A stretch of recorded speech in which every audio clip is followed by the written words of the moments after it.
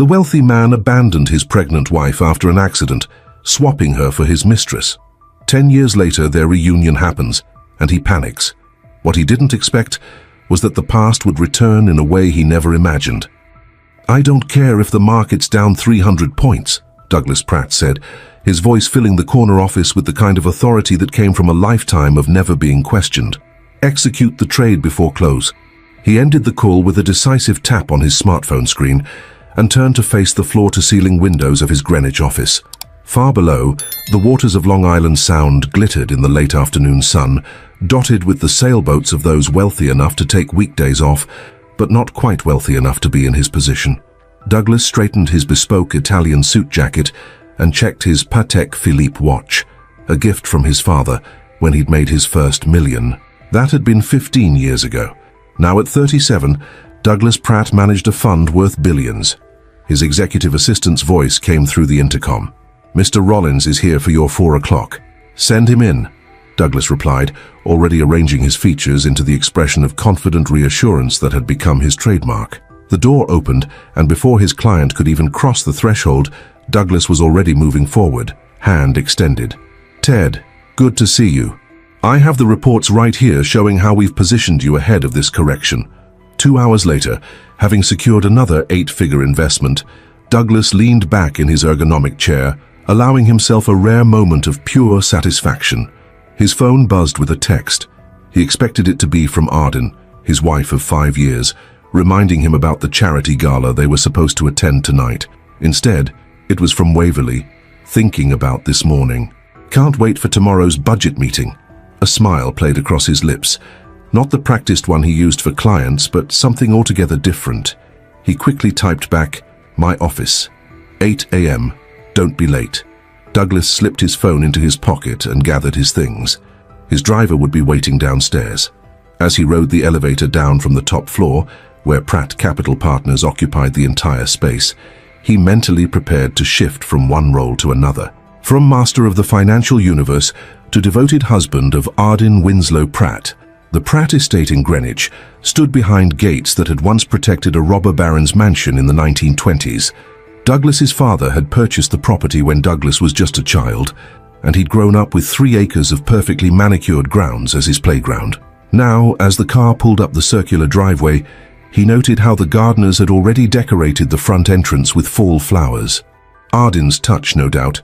Inside he found her in what they called the sunroom, though the daylight was fading. She sat with her legs tucked beneath her on the window seat, a book in her hands, her other hand resting gently on the swell of her 6-month pregnant belly. For a moment, Douglas paused in the doorway, struck by the tableau. With her chestnut waves falling around her face and the soft yellow light casting shadows across her delicate features, she looked like a Renaissance painting. "How you're staring," Arden said without looking up, a small smile playing on her lips. "You're beautiful," he replied automatically, crossing the room to kiss her forehead. It was true, even if it felt like something he was supposed to say rather than something that moved him. Arden marked her place in the book and set it aside. "How was your day?" "Productive. Rolled the Rollins investment into a new fund." "You?" "I finalized the nursery design with the decorator," she said, her green eyes lighting up with genuine excitement. "And Dr. Bennett says everything looks perfect with the baby. Strong heartbeat, right on schedule." Douglas nodded, trying to match her enthusiasm. "That's wonderful." He glanced at his watch. "What time is the gala tonight?" 8, but we need to leave by 7:30. She studied his face. "You forgot, didn't you?" "Of course not," he lied smoothly. "Just confirming the time. I'm going to shower and change." As he climbed the grand staircase of their colonial revival home, Douglas felt the weight of performance settling on his shoulders. Once, his relationship with Arden had been effortless. They'd met at a gallery opening in Manhattan, she a curator with ambitious plans, he already on his way to taking over his father's firm. She'd challenged his opinions on modern art, refusing to be impressed by his family name or wealth. He'd found her intelligence and authenticity intoxicating. 6 years later, he struggled to remember what that felt like. Somewhere between the wedding, the miscarriages, and his increasingly demanding career, a distance had grown between them. The pregnancy had been unexpected after 2 failed attempts, a last chance that had somehow worked. And while Arden had bloomed in her pregnancy, throwing herself into preparations for motherhood, Douglas found himself withdrawing further. In the shower, he closed his eyes and let the hot water pound against his shoulders. Unbidden, images of Waverly Sinclair came to mind, her fierce intelligence during meetings, the way she challenged his investment strategies, the unexpected softness of her skin when they were alone. 8 months ago, he'd hired her as a senior analyst, impressed by her Harvard MBA and her ruthless approach to markets. 4 months ago, they'd stayed late reviewing portfolios, and something had shifted in the air between them. The first kiss had been electric, awakening something in him he'd thought long dead. The guilt came later, but by then, it was too late. Waverly had become his obsession, his escape. The charity gala passed in a blur of handshakes, small talk, and champagne for everyone but Arden, who nursed a sparkling water. Douglas played his part perfectly, the successful businessman, the generous donor, the attentive husband. Yet throughout the evening, his mind kept drifting to his morning meeting with Waverly, to the apartment he kept in Manhattan ostensibly for late nights at the office. As they drove home, Arden reached across the back seat of the town car and took his hand. "I saw the Hendersons tonight. Their daughter just started at Yale," she said, her voice soft in the darkness. "It made me think about our little girl, what she might become." "Yale would be fitting given your alma mater," Douglas replied, squeezing her hand automatically. "I don't care where she goes. I just want her to find something that makes her eyes light up." Arden turned to look out the window. "I've been thinking of names." "I thought we decided on Eliza," Douglas said, a hint of irritation creeping into his voice. They'd had this conversation before. "I know. I still love Eliza, but I've also been thinking about Catherine after my grandmother." Douglas didn't respond. The name didn't matter to him. What mattered was getting through the next few months, figuring out what to do about Waverly, about his marriage, about the life he'd built that suddenly felt like a prison. "Douglas?" Arden's voice brought him back. "Where did you go just now?" "Just thinking about a client situation," he lied, not meeting her eyes. Arden withdrew her hand slowly. "You're always somewhere else these days." "That's not fair. I've been at every doctor's appointment." "Physically, yes." Arden turned back to the window, ending the conversation. The silence between them stretched the rest of the way home. The next morning, Douglas left for work earlier than usual, claiming an important client call. In reality, he headed straight for his office to meet Waverly. She was already there when he arrived, perched on the edge of his desk in a pencil skirt that showed off her long legs. At 29, Waverly Sinclair was everything Arden wasn't: ambitious, direct, unapologetic about what she wanted. Her blonde hair was cut in a sharp bob that emphasized her keen blue eyes and high cheekbones. "You're late," she said, checking her watch with exaggerated movement. "By 2 minutes," he replied, closing the door behind him and turning the lock. 2 minutes I could have spent analyzing the Singapore portfolio, but her smile belied her words as she stood and moved toward him. Or 2 minutes I could have spent doing this. Her kiss was hungry, demanding. Douglas responded in kind, all thoughts of home, of Arden, of the baby, vanishing like morning fog under hot sun. Later, straightening his tie as Waverly reviewed actual budget figures on his couch, Douglas asked, "When are you going to London for the merger talks?" "Next week. 4 days." She looked up from her tablet. "Why don't you come with me? You could say you're checking in on the European division." The suggestion hung in the air between them, tantalizing in its boldness. 4 days away from Greenwich, from Arden, from the mounting pressure of his double life. "I'll see what I can do," he said, already mentally rearranging his schedule. 3 days later, a freak January snowstorm descended on Connecticut, blanketing the roads in ice and snow. Arden was driving back from her obstetrician appointment, her mind full of the sonogram images Dr. Bennett had printed for her. The baby, Eliza, she was increasingly certain, had been active during the ultrasound, turning and kicking as if performing for the camera. The road toward Greenwich curved sharply around a wooded area. Arden slowed her Volvo SUV, aware of the deteriorating conditions. She had just navigated the worst of the curve when headlights appeared suddenly in her lane, a pickup truck that had lost control on the ice. The impact was deafening. Arden's world became a whirl of motion and noise as her vehicle spun, then rolled down the embankment beside the road. The airbags deployed with a concussive force. Pain exploded through her body. Then darkness. Douglas was in a midtown Manhattan hotel room with Waverly when his phone rang. He ignored it the first time, but when it immediately rang again, he reluctantly pulled away from Waverly's embrace. "This better be important," he muttered, reaching for his phone on the nightstand. He didn't recognize the number. Douglas Pratt. "Mr. Pratt, this is Greenwich Hospital. Your wife, Arden Winslow Pratt, has been in a serious car accident. She's being prepped for emergency surgery now." The world seemed to tilt beneath him. "What happened? Is she—" He couldn't finish the question.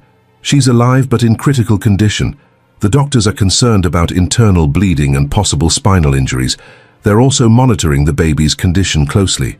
"The baby?" Douglas repeated, the words feeling foreign in his mouth. He had been so focused on his affair, on his own desires, that the reality of the child had receded in his mind. "Sir, you should come as soon as possible." Douglas ended the call and sat motionless on the edge of the bed. Waverly touched his shoulder. "What is it?" "Arden's been in an accident. She's in surgery." He stood abruptly, searching for his clothes. "I have to go." Waverly nodded, her expression unreadable. "Of course, call me when you can." The drive to Greenwich Hospital was a nightmare of slick roads and crawling traffic. Douglas found himself praying to a God he hadn't believed in since childhood, making bargains and promises he knew he couldn't keep. When he finally reached the hospital, he was directed to a surgical waiting room where Arden's sister, Eleanor, was already pacing. "Where have you been?" she demanded, her face streaked with tears. "I've been calling you for hours." "I was in a meeting," he lied, the words tasting like ash. "My phone was off. What happened?" "Head-on collision. Some idiot crossed into her lane on the curve near Willow Creek Road." Eleanor's voice broke. "They said she rolled down the embankment. She was trapped in the car for almost 40 minutes before they could get her out." Douglas sank into a chair, his legs suddenly unable to support him. "And the baby? They're doing everything they can, that's all they'll tell me." Hours passed in tense silence. Doctors came and went, offering updates that contained more medical jargon than comfort. Arden was stable but critical. Multiple fractures, spinal trauma. The baby was showing signs of distress. Finally, near midnight, a surgeon approached them. "Mr. Pratt, your wife is out of surgery. We've managed to stabilize her, but the next 24 hours will be critical." "And the baby?" Douglas asked, his throat tight. The surgeon's expression softened with sympathy. "The trauma caused placental abruption. We're monitoring closely, but if the baby's vital signs continue to deteriorate, we may need to perform an emergency C-section." "But she's only 6 months along," Douglas said, the implications hitting him like a physical blow. "I understand. We're doing everything we can to postpone delivery, but your wife and child's lives are our priority." Douglas nodded numbly. "Can I see her?" "Briefly. She's heavily sedated." He followed the surgeon through sterile corridors to the ICU. Eleanor remained in the waiting room, making calls to family members. Arden lay motionless amid a tangle of tubes and wires, her face bruised and swollen, almost unrecognizable. A brace stabilized her neck. Monitors beeped steadily, tracking her vital signs and those of the baby. Douglas approached slowly, afraid to disturb the fragile balance keeping them both alive. He reached for her hand, the only part of her that seemed untouched by injury, and held it gently. "I'm here," he whispered, unsure if she could hear him. "I'm not going anywhere." As he spoke the words, he realized he meant them. In this moment, the double life he'd been leading seemed distant and unreal. All that mattered was Arden and the child they had created together. A child whose existence he had taken for granted, whose future he had contemplated abandoning. For 3 days, Douglas barely left the hospital. He slept in the chair beside Arden's bed, left only to shower in the hospital's family facilities, and fielded work calls from the corridor outside her room. Waverly texted repeatedly, but he replied only with brief updates, unable to engage with that part of his life, while Arden fought for survival. On the 4th day, Arden developed a fever. Her blood pressure dropped dangerously. The monitors tracking the baby began to sound alarms with increasing frequency. "We need to deliver now, Doctor," Bennett said, her voice grave. "The baby is in distress and waiting further puts both of them at risk." Douglas nodded, numb with fear. "Do whatever you need to do." He was not allowed in the operating room. Instead, he paced the waiting area, alone this time. Eleanor had gone home to rest, expecting hours more of monitoring before any decisions were made. When Dr. Bennett emerged, her surgical mask pulled down around her neck, Her expression told him everything before she spoke. "Your daughter is alive, but her lungs aren't fully developed. She's been taken to the NICU and placed on a ventilator." She paused, placing a hand on Douglas's arm. "She's very small, just under 2 pounds. The next 48 hours will be critical." And Arden, "Stable. She'll remain sedated for now, but we're cautiously optimistic." Douglas followed Dr. Bennett to the neonatal intensive care unit, where he was shown to an incubator containing what looked like the smallest human being he had ever seen. His daughter, Eliza, he thought suddenly, knowing Arden would want to keep the name they'd discussed, was a fragile tangle of translucent skin and wires, her chest rising and falling with mechanical assistance. "Can I touch her?" he asked the NICU nurse. "You can place your hand through this port," she demonstrated, opening a small circular door in the side of the incubator. "Just be very gentle." Douglas reached in, his hand looking enormous next to his daughter's tiny form. He placed one finger near her miniature hand, and in a moment that stopped his heart, her fingers reflexively curled around his. "Hey, Eliza," he whispered, tears blurring his vision. "I'm your dad." For the first time in years, perhaps the first time in his adult life, Douglas Pratt felt something crack open inside him. A flood of emotion, so powerful, it left him breathless. Love, fear, regret, hope, all tangled together in a knot he couldn't unravel. He stayed by the incubator for hours, watching the rise and fall of Eliza's chest, the flickering numbers on her monitors. When he finally returned to Arden's room, he found her still unconscious, but with color returning to her cheeks. "She's beautiful," he told Arden, holding her hand. "So small but already fighting like you." Over the next 36 hours, Douglas moved between Arden's room and the NICU, sleeping only in short bursts. Arden regained consciousness briefly, long enough for Douglas to tell her about their daughter. "Eliza," she had whispered, tears slipping from the corners of her eyes. "I want to see her." "Soon," Douglas promised, "as soon as you're stronger." But the morning of the second day, Eliza's condition began to deteriorate. Her oxygen levels dropped. Her tiny body, already fighting against impossible odds, began to fail. The neonatologist spoke to Douglas in quiet, compassionate tones about comfort care, about letting nature take its course.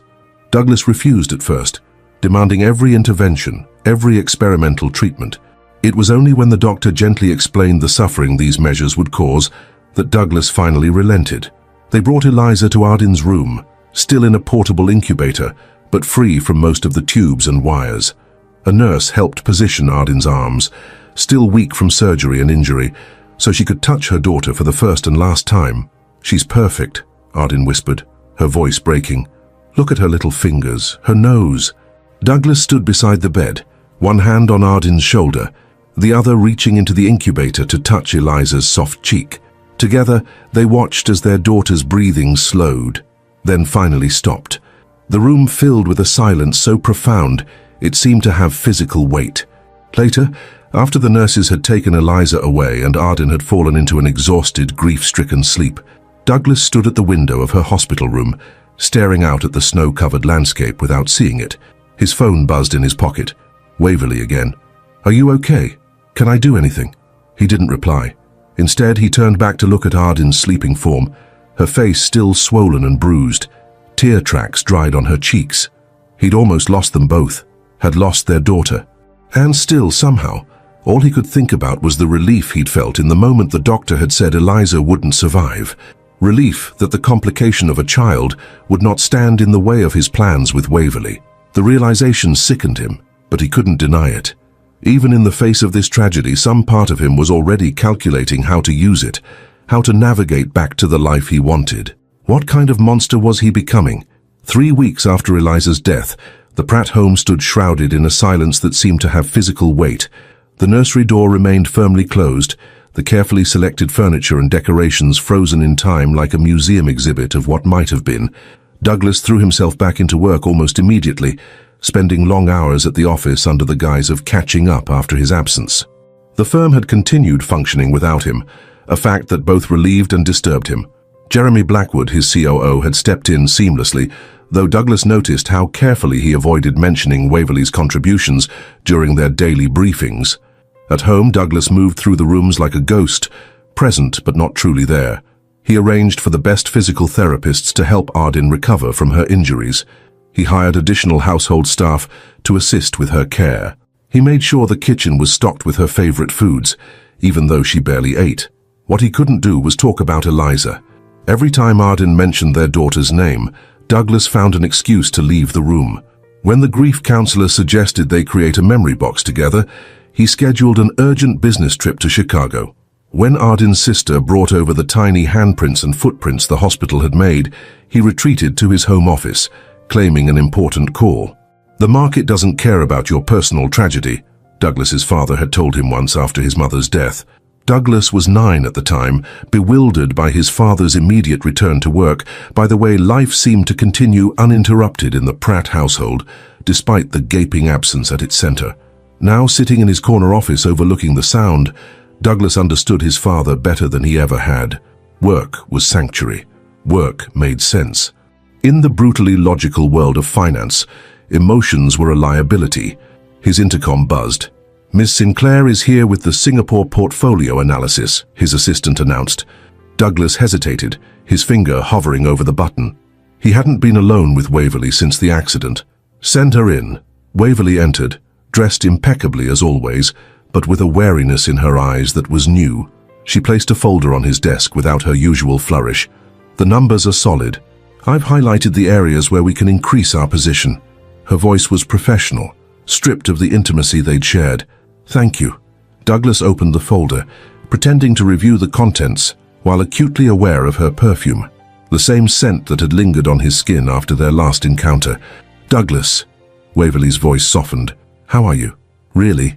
He looked up, meeting her eyes for the first time. "Managing." "And your wife?" "Recovering." Slowly, he closed the folder. "Is there anything else?" Hurt flashed across Waverly's face, quickly masked by professional detachment. "No, that's all." After she left, Douglas opened his desk drawer and removed a sleek black smartphone, different from his regular phone. He had purchased it 2 days ago, unable to continue ignoring the pull he felt toward Waverly, despite everything that had happened. He sent a single text, "I need to see you." Her reply came almost instantly. "When?" In the Pratt household, Ardin sat by the window in the sunroom, a thick blanket covering her legs despite the warming spring weather. Her physical recovery progressed steadily. The cast on her arm had been removed last week, and the surgical scars were healing well.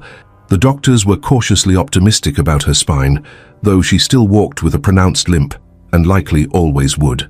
The emotional recovery was another matter entirely. Each morning brought the same crushing realization. Eliza was gone. Each night ended with tears that Douglas never seemed to notice. Between those bookends stretched hours of emptiness that Ardin couldn't fill, no matter how many well-meaning visitors came by with casseroles and hesitant condolences. "Mrs. Pratt?" Maria, their housekeeper, appeared in the doorway. "Your physical therapist is here." Ardin nodded and reached for her walking cane. "Thank you, Maria. I'll be right there." The daily therapy sessions were excruciating but necessary. Ardin had come to value the focused physical pain. It was a respite from the emotional agony that otherwise consumed her. Dr. Carter pushed her hard, insisting that she could regain more function than the specialists had initially predicted. "You're young and otherwise healthy," he would say, guiding her through another set of exercises. "And more importantly, you're determined." Ardin wasn't sure about that last part. Determination implied a goal, a future worth striving toward. Since losing Eliza, the future had become a blank space she couldn't imagine filling. After therapy, exhausted and sweating, Ardin made her way slowly to the master bedroom to shower. As she passed Douglas's home office, she heard his voice, the warm, engaged tone he never used with her anymore. "I know it's complicated," he was saying, "but we'll figure it out. I promise." Ardin paused, her hand tightening on her cane. Who was he talking to with such warmth, such reassurance? The conversation ended abruptly. Moments later, Douglas emerged from the office, stopping short when he saw her in the hallway. "Ardin, I didn't realize you were there." His face shifted into the carefully neutral expression she had come to hate. "Who were you talking to?" she asked. "A client. The Rollins account is having some issues with the Asian markets." He glanced at his watch. "How was therapy?" "Painful," she answered truthfully. "Dr. Carter thinks I should try the aquatic therapy at the rehab center next week." Douglas nodded, already edging toward the stairs. Whatever he recommends. You know I trust your judgment on the medical stuff. That was the pattern now. Brief surface-level conversations that never touched on anything real. Douglas had become expert at deflecting any attempt to discuss their grief, their marriage, their future. "Douglas," Arden called as he reached the stairs, "are we ever going to talk about her?" His shoulders tensed visibly. "I have a dinner meeting tonight. Don't wait up." The apartment in Manhattan was sparsely furnished but luxurious, all clean lines and neutral tones with floor-to-ceiling windows offering a view of Central Park. Douglas had leased it 6 months ago, telling Arden it was a corporate apartment for clients and late nights at the office. Waverly moved through the space with the ease of familiarity, pouring 2 glasses of the Macallan 25. Douglas kept on the bar cart. "You look terrible," she said bluntly, handing him a glass. Douglas loosened his tie and sank onto the leather sofa. "Thanks. I'm not trying to be cruel, just honest." She sat beside him, close but not touching. "You're not sleeping. You've lost weight, and the board is starting to notice. Let them notice. The fund's performance hasn't suffered. Yet." Waverly sipped her whiskey. "But it will if you keep going like this. Half present everywhere, fully present nowhere." Her assessment stung because it was accurate. For weeks, Douglas had been suspended between worlds, unable to fully reconnect with Waverly, unwilling to truly engage with Arden, merely going through the motions at work. "I don't know what to do," he admitted, the words feeling foreign in his mouth. Douglas Pratt always knew what to do. Waverly set down her glass and turned to face him directly. "Yes, you do. You're just afraid to do it. It's not that simple. It never is. But dragging this out is cruel to everyone involved." Her blue eyes held his steadily. "Your wife deserves better. So do I. So do you." Douglas finished his drink in one swallow, welcoming the burn. "I can't leave her now. Not after everything she's been through." "Then when? 6 months from now? A year? Will it be any easier then?" Waverly's voice remained calm, but he could sense the frustration beneath her words. "I don't know." She reached for his hand, her touch sending a current through him that he had been trying to deny for weeks. "I've been patient, Douglas.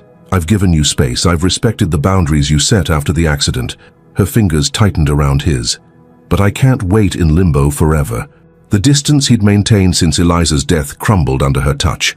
Douglas pulled Waverly to him, kissing her with a desperate intensity that surprised them both. She responded in kind, and for a few hours he lost himself in her, free from grief, from guilt, from the suffocating weight of his double life. Afterward, lying in the bedroom as the city lights glimmered through the windows, Waverly traced patterns on his chest with her fingertip. "I'm going to London next month for the Davis merger," she said quietly. "Come with me. Take some real time away to clear your head and make a decision." Douglas watched the play of light and shadow across the ceiling. "I'll think about it." But they both knew he would go, and they both knew what his decision would be. Another month passed. Spring fully arrived in Greenwich, bringing with it bursts of color that seemed almost offensive in their cheerfulness. Arden's physical recovery continued steadily. She now walked with only a slight limp and rarely needed the cane except on particularly bad days. Douglas had become an expert at managing appearances. He attended Arden's medical appointments, hosted dinner parties with their social circle, and maintained the fiction of a devoted husband supporting his wife through tragedy. But he spent 3 or 4 nights a week in Manhattan, offering thinly veiled excuses about work demands and early meetings. Arden wasn't blind. She saw the distance in his eyes, felt the careful way he avoided touching her, noticed how he checked his phone constantly when he thought she wasn't looking. But confronting the obvious felt impossible, as if naming the problem would make it real in a way she couldn't bear on top of everything else. Instead, she focused on regaining her independence. She began driving again, short distances at first, then longer trips as her confidence returned. She reconnected with friends from her museum days, accepting lunch invitations she would have declined a month earlier. She even visited the nursery finally, sitting alone among the unused baby things, allowing herself to fully feel the grief Douglas refused to share. It was during one of these moments of private mourning that she made a decision. Whatever was happening with her marriage, she couldn't continue in this limbo.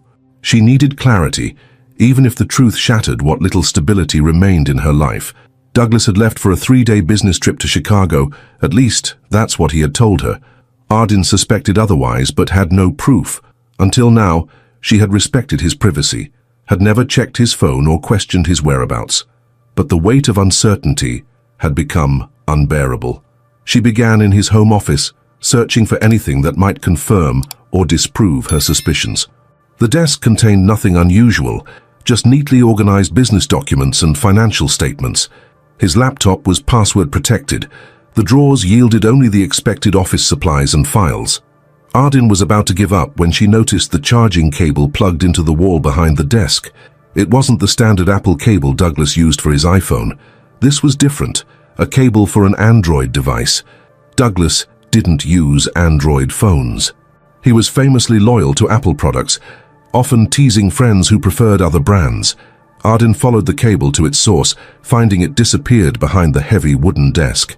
With effort that sent pain shooting through her still healing back, she moved the desk a few inches away from the wall. There, taped to the underside of the desk, was a black smartphone she had never seen before. Her hands trembled as she disconnected it from the charger. The screen lit up without requiring a passcode. Douglas had apparently been too confident in his hiding place to bother with security. The message app opened to a conversation with someone named W. The most recent exchange was from this morning. W. Landed safely. Hotel is amazing. Wish you were already here. D. 2 more days of meetings, then I'm all yours. Can't wait. Arden scrolled up, each message confirming what she had suspected, but refused to acknowledge. The affair had been going on for months. Had started before her accident, before Eliza. Some messages were mundane, discussing work and schedules. Others were intimate, explicit. And some, dated during the worst days after Eliza's death, were what broke Arden completely. W. I know it's impossible right now, but remember I'm here when you need me. D. This situation is unbearable. All I want is to be with you. W. Just a few more months. We can get through this. Arden set the phone down, her vision blurring with tears. All those nights she had cried alone, all those moments she had reached for Douglas only to find him pulling away. He had been sharing his real feelings with someone else. While their daughter was dying, while Arden was fighting to recover, Douglas had been planning his escape. She wasn't sure how long she sat there, the phone beside her like a ticking bomb. The house grew dark around her as evening fell, but she didn't move to turn on the lights. When headlights swept across the windows, announcing Douglas's return, Arden remained seated in the darkness of his office, the black phone now clutched in her hand. She heard the garage door, then his footsteps in the kitchen. "Arden?" he called out, flipping on lights as he moved through the house. When he reached the office doorway and saw her sitting in the dark, he froze. "What are you doing in here?" Wordlessly, Arden held up the phone, its screen illuminating her tear-streaked face. Douglas's expression shifted from confusion to shock to something harder, more closed. "You went through my things. You've been lying to me." Arden's voice was remarkably steady despite the storm inside her. "For how long, Douglas? Since before the accident? Before Eliza?" He stepped into the office, but didn't approach her. "This isn't how I wanted you to find out." "How did you want me to find out?" "A carefully worded letter. Divorce papers delivered while you're safely away with her." Arden stood, ignoring the pain that shot through her back. "Who is she? Do I know her?" Douglas's jaw tightened. "Waverly Sinclair. She works at the firm." Waverly. Arden tested the name, hating how it felt in her mouth. "How old is she?" 29. Of course she was younger. Arden almost laughed at the cliché of it all, the successful businessman trading in his wife for a younger model. Except this wasn't just any wife. This was a wife who had nearly died carrying their child, who had held that child as she took her last breath, who had spent months learning to walk again. "Were you with her the day of my accident?" The question had formed in her mind the moment she found the phone, a piece of the puzzle suddenly illuminated. Douglas's silence was answer enough. "You weren't in a meeting, were you? When they couldn't reach you for hours, when Eleanor was waiting alone at the hospital, you were with her." "Arden, don't." She raised a hand to stop whatever excuse he was about to offer. "Just answer me one thing and I want the truth. If the accident hadn't happened, if Eliza had been born healthy in July as planned, would you have left us?" Douglas looked away, unable to meet her gaze. Then, with a resignation that chilled her, he looked back and spoke with devastating clarity. "Yes, I had already decided before the pregnancy. When you told me about the baby, I thought I should try to make it work for the child's sake, but my feelings for you had changed. I was going to wait until after the birth, get you both settled, then leave." The clinical detachment in his voice struck Ardin like a physical blow. This was not a man torn by conflicting emotions or guilt. This was someone who had calculated the most efficient exit strategy from a situation that no longer served him. "And now," she whispered, "now everything's different. The accident, losing Eliza, I stayed because it was the right thing to do. You needed support. Time to heal." "Your obligation, you mean?" Ardin felt something hardening inside her, a protective shell forming around the raw wound of his betrayal. "How noble of you." Douglas took a step toward her. "It wasn't just obligation. I care about you, Ardin. I always will. But I'm not in love with you anymore, and pretending otherwise isn't fair to either of us." "Fair?" The word exploded from her with unexpected force. "You want to talk about fair? Was it fair that you were with her while I was fighting for my life, while our daughter was dying? Was it fair that you made me feel like I was failing you because I couldn't stop grieving on your timeline? I never said—" "You didn't have to say it. Every time you pulled away, every time you changed the subject when I mentioned Eliza, every night you didn't come home, you were telling me that my grief was inconvenient for you." Ardin's whole body shook with the force of emotions she had suppressed for months. "God, I actually felt guilty for not recovering faster, for not being the wife you needed, when all along you were just waiting for your chance to leave." Douglas's face remained impassive, confirming everything she was saying. He had mentally checked out of their marriage long ago. This conversation was merely a formality. "I'll move my things to the Manhattan apartment tomorrow," he said quietly. "My lawyer will contact you about the separation agreement. You'll be well taken care of, Ardin. I promise you that." The business-like tone, the clinical efficiency of his exit plan, it was so perfectly, painfully Douglas. Even in this moment of emotional devastation, he was strategizing, optimizing, controlling the variables. "How generous of you," Ardin said, her voice dripping with a bitterness she had never felt before. "And Waverly, is she expecting you tonight?" A flicker of discomfort crossed Douglas's face, the first genuine emotion he had shown. "That's not important right now." "It is to me. I want to know if you're going straight from here to her." "Yes," he admitted after a moment. "She's in London for the week. I'm flying out tonight to join her." "London?" Ardin laughed hollowly. "Not Chicago then?" Another lie. Douglas didn't respond. There was nothing left to say. Ardin placed the black phone on the desk between them. "You should take this. Wouldn't want to leave any evidence behind." As she moved past him toward the door, Douglas reached out as if to touch her arm, then thought better of it. "For what it's worth, I am sorry. About Eliza. About all of it." Ardin paused in the doorway, not turning to look at him. "No, you're not. You're relieved. This all worked out rather conveniently for you, didn't it? No messy custody battles. No child support. Just a damaged wife you can pay off with a clean conscience." She left him standing there in the dark office, surrounded by the wreckage of the life they had built together. As she climbed the stairs to their bedroom, no, her bedroom now, Ardin felt something unexpected beneath the crushing pain of betrayal. The faintest glimmer of freedom. Morning light streamed through the master bedroom windows, illuminating the half-empty closet where Douglas's clothes had hung just yesterday. Ardin sat on the edge of the bed, a cup of cold coffee forgotten in her hands. The house was eerily quiet. No sounds of Douglas's morning routine, no NPR playing softly in the bathroom, no coffee machine humming downstairs. The divorce proceedings moved with a swiftness that left her reeling. Douglas's attorney had called the very next day, his voice professionally sympathetic as he explained the generous terms being offered. The Greenwich house would be hers, along with a substantial financial settlement and monthly support that would ensure she never had to work again, unless she wanted to, the lawyer had added, as if offering a thoughtful concession.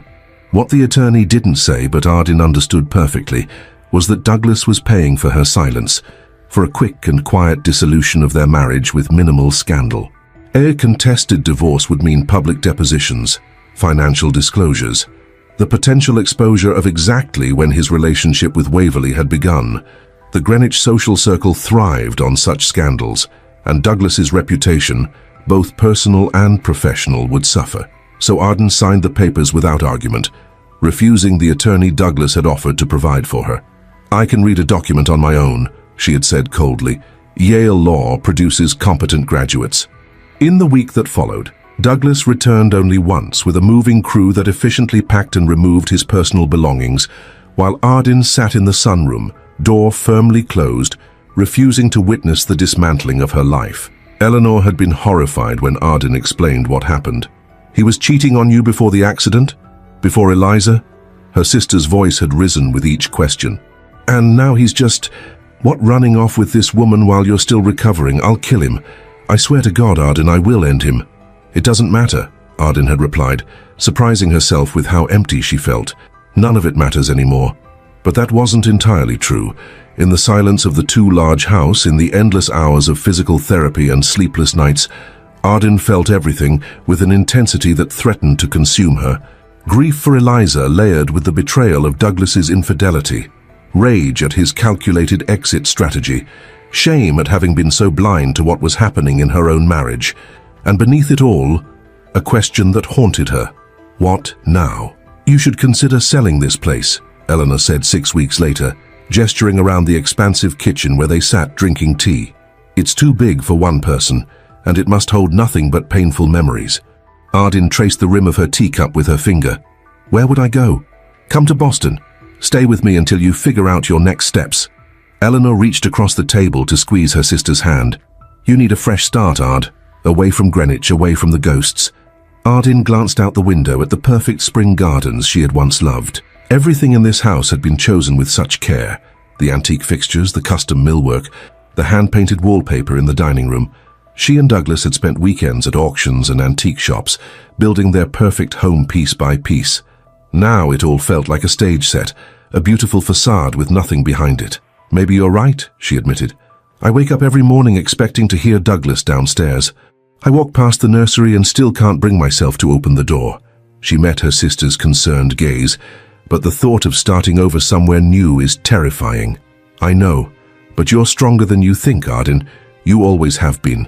That night, after Eleanor returned to Boston, Arden found herself standing outside the nursery door. She hadn't entered the room since before the accident, unable to face the carefully curated space they had created for a child who would never come home. With trembling fingers, she turned the handle and pushed the door open. The room was exactly as they had left it. The vintage Jenny Lind crib with its soft organic bedding, the hand-knotted wool rug in muted pinks and creams, the reading nook with a small bookshelf already filled with classic children's stories. Arden's favorite was the antique rocking chair they had found at an estate sale in Vermont, which Douglas had carefully restored himself, one of the few times he had shown genuine excitement about the baby. Arden moved to the chair and sat, running her hands over the smooth wood of the armrests. In those early days of the pregnancy, she had imagined countless nights in this chair, rocking Eliza to sleep. Now, it stood as another monument to what might have been. On the small table beside the chair lay the sonogram pictures, the tiny footprints from the hospital, a card from Arden's baby shower with Eliza written in elegant calligraphy. Arden gathered these precious few artifacts of her daughter's brief existence, holding them to her chest as sobs racked her body. For the first time since discovering Douglas's betrayal, she allowed herself to fully feel the magnitude of her losses.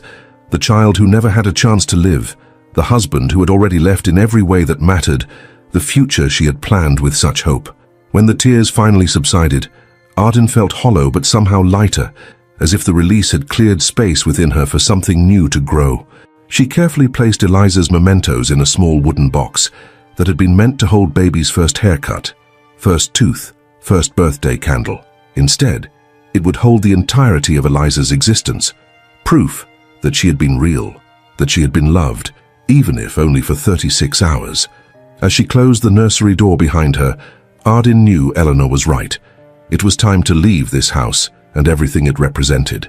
Time to find out who she might become in the aftermath of such profound loss. 3,000 miles away, Douglas and Waverly strolled hand in hand along a pebbled beach on the Amalfi Coast.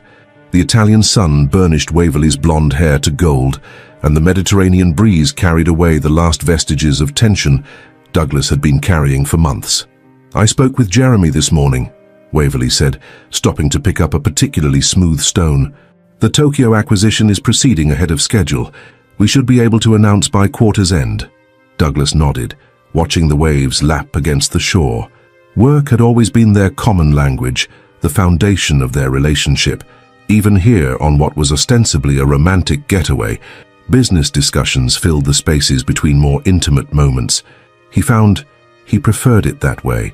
Waverley understood the world he inhabited in a way Arden never had. There was no need to translate himself, to justify the long hours or the single-minded focus on growing the firm. Waverley shared that drive, that ambition. They were well matched, intellectually, sexually, temperamentally. So why did he feel this persistent emptiness, this nagging sense that something essential was missing? "You're doing it again," Waverley observed, tossing her stone into the water. "Doing what? Going somewhere else in your head?" She faced him, squinting slightly against the sun. "Is it the divorce? Because my attorney says everything is proceeding exactly as planned. Arden isn't contesting anything." "Of course she isn't," Douglas replied, a trace of irritation coloring his voice. "Arden doesn't fight. She never has." The words hung between them, unexpectedly revealing. Douglas hadn't meant to sound defensive, or to imply any comparison between the two women. But in that moment, he couldn't help remembering how Arden had always approached conflict, not with Waverley's direct confrontation, but with a quiet grace that somehow made him want to be better than he was. Waverley's expression hardened slightly. "Well, that makes things easier for everyone, doesn't it?" She turned and continued walking down the beach, her bare feet leaving perfect impressions in the damp sand. Douglas followed, wondering why her response left him feeling vaguely disappointed. The Greenwich house sold quickly. A young hedge fund manager with a pregnant wife, enchanted by the history of the property and the prestige of the address. Arden couldn't bear to be present for the closing, sending her attorney instead while she finalized her move to Boston. The irony wasn't lost on her. Another financial success story, another young family full of hope, moving into the house where her own hopes had died. She wished them happiness, but couldn't help wondering if the nursery would retain some echo of her grief, if the new occupants would sometimes feel an inexplicable sadness in that perfectly appointed room. Eleanor had helped her find a brownstone in Back Bay, a historic neighborhood with tree-lined streets, and a sense of community Arden had never experienced in Greenwich. The four-story townhouse was smaller than the Connecticut mansion, but still spacious, with high ceilings and original hardwood floors that creaked pleasantly underfoot. For the first time in her adult life, Arden furnished a home entirely to her own taste, without considering what would impress Douglas's colleagues or fit the expected aesthetic of Greenwich society. She mixed contemporary pieces with antiques, hung art that spoke to her rather than signaled status, and painted the master bedroom a deep, peaceful blue that reminded her of the ocean. Living in Boston brought unexpected freedom. No one knew her as Douglas Pratt's wife. No one watched her with pitying eyes, wondering how she was coping with her losses. She could be anonymous in a way that Greenwich had never allowed, could reinvent herself one small choice at a time. Her physical recovery continued, the limp becoming less pronounced, the chronic pain manageable with targeted exercise and occasional medication. Dr. Morgan, her new neurologist in Boston, was cautiously optimistic about further improvement. "The human body has remarkable capacity for healing," he told her during one appointment, "particularly when the mind is engaged in purposeful activity." Purpose. That was what Arden lacked. The financial settlement from Douglas meant she didn't need to work, but the prospect of empty days stretching endlessly before her was unbearable. She had her art history background, her previous museum experience, but returning to that world felt like stepping backward rather than forward. One rainy October afternoon, nearly 5 months after leaving Greenwich, Arden found herself at a small cafe near her brownstone. The place was crowded with students from nearby universities, their energy and animated conversations a stark contrast to Arden's solitude. At the table next to hers, 2 women approximately her age were having an intense discussion. Arden tried not to eavesdrop, but fragments of their conversation reached her. "The funding for the program was cut again," one woman said, frustration evident in her voice. "Now we're scrambling to find transportation for the mothers who need to get to doctor appointments. What about the safety education component?" the other asked. "On hold, which is heartbreaking because every study shows it makes a difference." Arden sipped her tea, inexplicably drawn to their conversation. The women were clearly discussing some sort of community program, something related to healthcare access and safety. When one of them dropped her folder, papers spilling across the floor, Arden automatically helped gather them. The folder was labeled Massachusetts Maternal and Infant Safety Coalition. "Thank you," the woman said, accepting the papers Arden handed her. "Some days I think the universe is conspiring against this project." "What project is that?" Arden asked before she could stop herself. The woman, mid-40s, with warm brown eyes and a no-nonsense bob, studied Arden for a moment. "We run programs to reduce maternal and infant mortality, particularly focusing on transportation safety and access to prenatal care." She extended her hand. "I'm Diane Watson, Executive Director of MMISC. Arden Winslow." She deliberately omitted the Pratt, a small act of independence that still felt new. "Your work sounds fascinating." Something in Arden's expression must have communicated genuine interest, because Diane nodded toward the empty chair at their table. "Join us. We're actually brainstorming fundraising ideas. A fresh perspective might help." Arden hesitated, then sat. "I should warn you, I don't have any experience in non-profit work." "What's your background?" the other woman asked. She introduced herself as Melissa Chen, the coalition's program director. "Art history and museum curation originally," Arden replied. She paused, unsure how to continue. "Before I got married, before I got pregnant, before my life fell apart." Diane smiled encouragingly. "Museums require serious fundraising chops, and curation is all about telling compelling stories with visual elements, both valuable skills in our world." For the next hour, Arden found herself drawn into their discussion. The coalition's work was vital but underfunded, their staff passionate but overwhelmed. When Diane mentioned their struggle to secure corporate sponsorships, Arden found herself offering suggestions based on her experience with Greenwich philanthropic circles. "You need to connect the mission to their business interests," she explained. "Car manufacturers, for instance, should be interested in your vehicle safety program for expectant mothers. Insurance companies could support the safe driving initiatives." Melissa looked impressed. "That's exactly the approach we need. Our current fundraising strategy is too diffuse." As the conversation continued, Arden felt something stirring within her, a sense of possibility, of potential usefulness. When Diane mentioned they were looking for board members with fresh perspectives, Arden heard herself volunteering before she'd consciously made the decision. "I have time," she said simply, "and this work matters." What she didn't say was how personally it resonated, how the thought of helping prevent other families from experiencing losses like hers gave the first glimmer of meaning to her suffering. 2 weeks later, Arden sat in her brownstone's small study, surrounded by materials Diane had sent over about the coalition. Financial statements, program descriptions, strategic plans. She had spent days absorbing every detail, identifying areas where her unexpected wealth and connections might make a difference. The coalition needed more than just another board member. It needed substantial funding, professional marketing, a comprehensive strategy to expand its impact. As Arden reviewed their 5-year plan, she found herself mentally revising it, seeing opportunities the overworked staff had missed.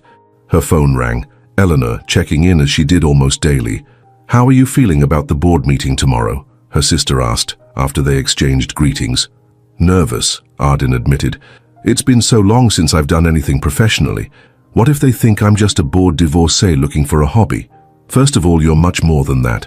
Second, even if that's how it starts, who cares? The work is important." Arden glanced at the photo of Eliza's tiny footprints she had framed on her desk. "It is important, more than I can explain." After they hung up, Arden returned to the coalition materials, but found her thoughts drifting to Eliza. What would her daughter have become? What interests would she have developed? What mark might she have made on the world if given the chance? These questions had tormented Arden in the early days of grief, but now they sparked something different, not just pain, but inspiration. Eliza would never have the opportunity to make her mark, but perhaps Arden could create something meaningful in her name. She opened her laptop and started a new document. At the top she typed, "Eliza's Promise Foundation Initial Concept." Below she began to outline a vision that had been forming in her mind for weeks. A national organization focused on transportation safety for pregnant women, education programs for new parents, and support for families who had experienced losses similar to hers. The words flowed easily, as if they had been waiting for this moment. Arden wrote until dawn broke over Boston, filling page after page with detailed plans, potential partnerships, funding strategies. When she finally stopped, exhausted but exhilarated, she scrolled back to the beginning and read what she had written. It was more than a concept for a foundation. It was a purpose, a path forward, a way to transmute her pain into something that might spare others from similar suffering. Ardyn printed the document and placed it in a folder, alongside a check she had written from her personal account, the first donation to what would become Eliza's promise. The amount was significant, $1 million, a commitment not just of money but of herself, of the person she was becoming in the aftermath of loss. Tomorrow she would attend the coalition board meeting as planned. She would learn from their experience, contribute what she could to their important work. But she also knew, with a clarity that had eluded her since Eliza's death, that she had found her own path forward. For the first time in almost a year, Ardyn felt something like hope. Not happiness, not yet, but a sense that her life still held purpose, that her daughter's brief existence could catalyze something meaningful and lasting in the world. As morning light filled the study, illuminating the photo of Eliza's footprints, Ardyn made a promise to her daughter and to herself. The pain would not be pointless. The loss would not be the end of her story. From this moment forward, she would build something new from the wreckage of what had been, something that honored Eliza's memory by helping others, something that might eventually allow Ardyn herself to heal. It wouldn't be the life she had planned. It wouldn't erase the betrayal or bring back what she had lost, but it would be a life with meaning, with purpose. And for now, that was enough. 3 years later, the Boston Children's Hospital auditorium buzzed with anticipation. Every seat was filled with additional attendees standing along the walls. On stage, beneath soft lighting, Ardyn stood at a podium, her posture confident as she addressed the crowd. Last year alone, Eliza's promise provided safety education to over 15,000 expectant mothers across 12 states, she said, her voice clear and strong. Our mobile prenatal care units reached rural communities where women previously had to drive over an hour for basic checkups. Behind her, a screen displayed images of the foundation's work. A pregnant woman being fitted for a specialized seatbelt adapter, medical professionals providing care inside a converted RV, support group members embracing. But statistics don't tell the whole story, Ardyn continued. Each number represents a family protected, a tragedy prevented, a life potentially saved. She paused, making eye contact with audience members. And for those families who still experience loss despite our best efforts, we offer a community that understands their journey.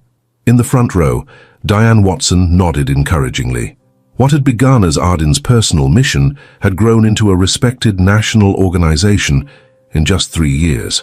Starting with the seed money Ardyn provided, Eliza's promise had secured corporate partnerships, federal grants, and private donations that allowed it to expand far beyond its initial scope. After concluding her presentation to enthusiastic applause, Ardyn fielded questions with the expertise of someone who had found her purpose. The ease with which she discussed policy implementation and program metrics belied how far she had come from the broken woman who had left Greenwich 3 years ago. As the event wound down, Ardyn gathered her materials while chatting with board members and donors. She still moved with a slight limp, a permanent reminder of the accident, but it was barely noticeable now, incorporated into the rhythm of her stride. "Impressive presentation," a deep voice said from behind her. Ardyn turned to find a tall man in surgical scrubs, his dark hair tinged with grey at the temples. Despite clear signs of exhaustion, his blue eyes conveyed warmth and intelligence. "Dr. Reed," she acknowledged with a smile. "I didn't expect the chief of pediatric surgery to attend our little fundraiser, especially after what must have been a long shift." "Lachlan, please," he corrected.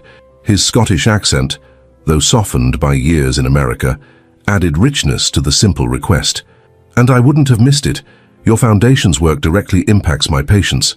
In the 2 years since Boston Children's Hospital had become a partner in Eliza's Promises prenatal education program, Ardyn had interacted with Dr.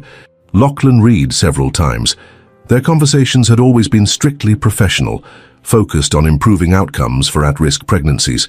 "Besides," he continued, "I wanted to discuss an idea for expanding the partnership before I leave for the conference in Chicago next week." "I'd like that," Ardyn replied. "My schedule is packed tomorrow, but perhaps Friday morning." "Friday works." There's a decent cafe across from the hospital. Say 9 o'clock? Arden nodded, surprised by the flutter of anticipation she felt. 9 it is. The cafe was crowded with medical staff when Arden arrived on Friday. Lachlan had secured a corner table and stood as she approached, pulling out a chair for her. "Thanks for making time," he said as they settled in. "I know how busy you must be." "Says the man who probably performed surgery at dawn," Arden replied with a smile. Their conversation began with professional matters. Lachlan's proposal for a joint research project on maternal trauma response, but gradually shifted to more personal territory. He spoke of his Scottish upbringing, his decision to specialize in pediatric surgery, and eventually the loss of his wife to cancer 5 years earlier. "Emma was diagnosed 6 months after our second child was born," he explained, turning his coffee cup slowly between his hands. "By the time they caught it, the cancer had already spread. She fought hard, but—" He shrugged, the simple gesture conveying more than words could. "I'm so sorry," Arden said softly. "Your children must have been very young." "Callum was 6. Isla just a baby." A shadow crossed his face. "Those first years alone with them were challenging, I can imagine." Arden hesitated, then added, "I lost my daughter during an emergency delivery after a car accident. She lived for only 36 hours. It was the first time she had shared this with someone outside her immediate circle.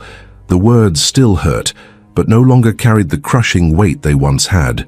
Lachlan's gaze held hers, recognition passing between them, the understanding that comes only from those who have walked similar paths. "That's why you started the foundation," he said. It wasn't a question. Arden nodded. "Eliza's promise became my way forward. It's an extraordinary legacy." Something shifted in that moment. A connection formed not despite their respective losses, but because of them. When Lachlan asked if she'd like to continue their conversation over dinner sometime, Arden surprised herself by accepting without hesitation. Across the country, in a sleek high-rise overlooking Central Park, Douglas Pratt surveyed the Manhattan skyline from his penthouse living room.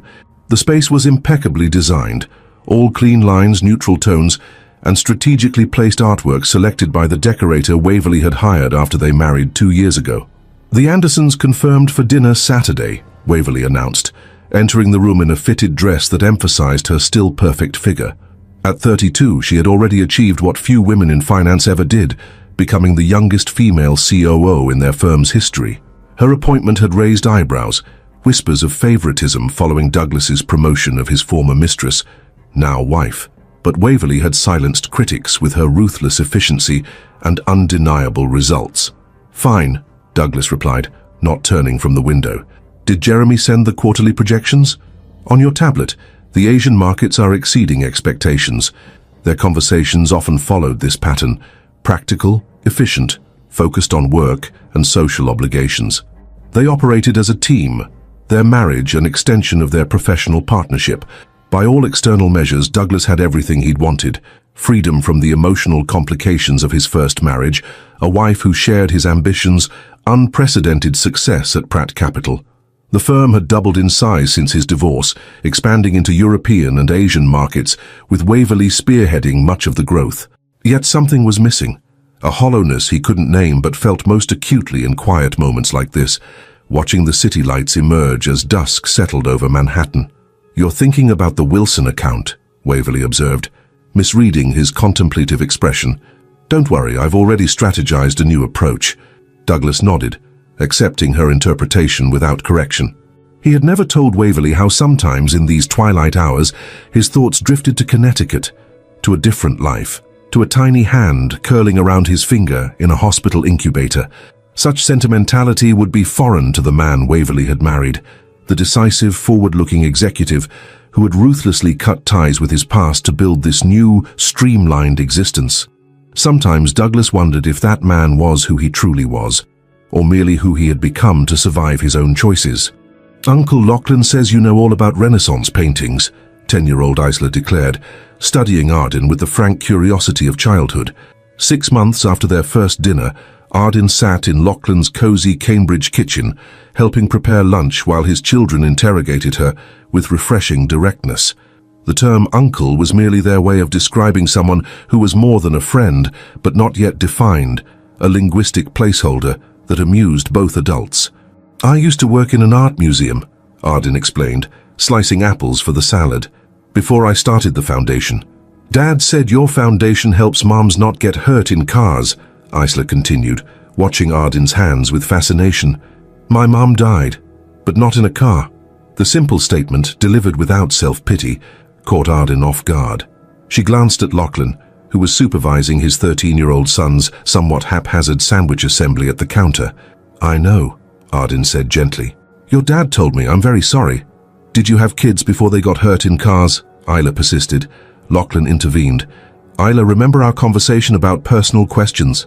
"It's okay," Arden assured him. To Isla, she said, "I had a baby girl, but she was born too early after I was in an accident and she couldn't stay." Isla considered this. "What was her name?" "Eliza." "That's pretty. If she had stayed, she'd be a little kid now, right?" "Yes," Arden smiled, feeling the familiar ache but without the crushing grief that once accompanied it. "She would be. Like my sister who didn't stay," Callum said unexpectedly, looking up from his sandwich construction. "The one after Mom." Lachlan's expression tightened momentarily. He placed a hand on his son's shoulder. "That's right. Eva." It was Arden's turn to be surprised. Lachlan had never mentioned losing a second child. Later, after the children were occupied with homework and a movie respectively, Lachlan explained as they walked through a nearby park. Emma was pregnant when she was diagnosed. The doctors recommended termination so she could begin treatment immediately, but she refused. His voice held old pain but no bitterness. She carried Eva almost to term, postponing aggressive treatment. The baby was stillborn at 36 weeks. Emma started chemotherapy the next day, but by then, he trailed off. "She sacrificed herself for your daughter," Arden said softly. "That's how I saw it at first. I was angry. At the cancer, at the doctors, at Emma for her choice." Lachlan stopped walking, gazing at a playground where children clambered over equipment. "It took years to understand she couldn't have done otherwise and remained the woman I loved." Arden slipped her hand into his. "Thank you for telling me. The children rarely mention Eva. When Callum did today," he squeezed Arden's hand. "It means they trust you." They continued walking, the autumn leaves crunching beneath their feet. Arden marveled at how her heart had expanded to include not just Lachlan, but his children. These resilient young people who had known profound loss yet remained open to connection. In the months since they'd begun seeing each other, Arden had discovered parts of herself she thought permanently damaged by grief and betrayal. Her capacity for joy, for attachment, for building something new, all were intact if changed by experience. "You should write a book," Eleanor suggested over lunch in Arden's Back Bay brownstone. "So many women contact the foundation asking how you did it, how you rebuilt after such loss." Arden shook her head. "I'm not a writer. You don't need to be. You could work with a ghostwriter who shapes your experiences into something accessible." The idea lingered in Arden's mind long after her sister left. That evening, she sat in her study, surrounded by foundation reports, but distracted by thoughts of what such a book might contain. Her journey from Greenwich to Boston, from devastation to purpose, from isolation to new connection. Could her story truly help others? The Foundation's support groups had taught her the power of shared experience, how hearing another's path could illuminate one's own. Arden opened her laptop and began typing. Not a book proposal, but a letter to Eliza, something she'd done occasionally over the years as a way to process her feelings. "My dearest daughter, today your aunt suggested I write a book about our journey, yours and mine, about how losing you nearly destroyed me but ultimately led me toward a life I never imagined. Is that a betrayal? To find purpose in your absence? To discover joy again? 3 years ago, I couldn't envision a future beyond grief. Now I run a foundation bearing your name that helps thousands. I found connection with a good man and his children. I've built a life that feels meaningful, but you remain at the center of everything, not as a wound, though the scar will always be there, but as the catalyst for whatever good I manage to create in this world. If I write this book, it will be to honor you, to ensure that your brief life continues to create ripples of positive change, to show others that devastation need not be the end of their story. What began as your mother's promise to find meaning in senseless loss has become something larger than I ever imagined. And somehow, in helping others navigate their own grief, I found my way back to life. With eternal love, your mother." When Arden finished writing, she realized the letter contained the essence of what a book might be. Not a self-help manual or a simple memoir, but a testament to resilience, to finding purpose through pain, to honoring loss by living fully. The next morning she called a literary agent Eleanor had recommended. Promised Joy, Finding Purpose After Loss was published 18 months later, the culmination of a writing process that had been both therapeutic and challenging. Working with a sensitive collaborator, Arden had shared her story with unflinching honesty: the accident, Eliza's death, Douglas's betrayal, and her gradual journey toward healing through the Foundation's work.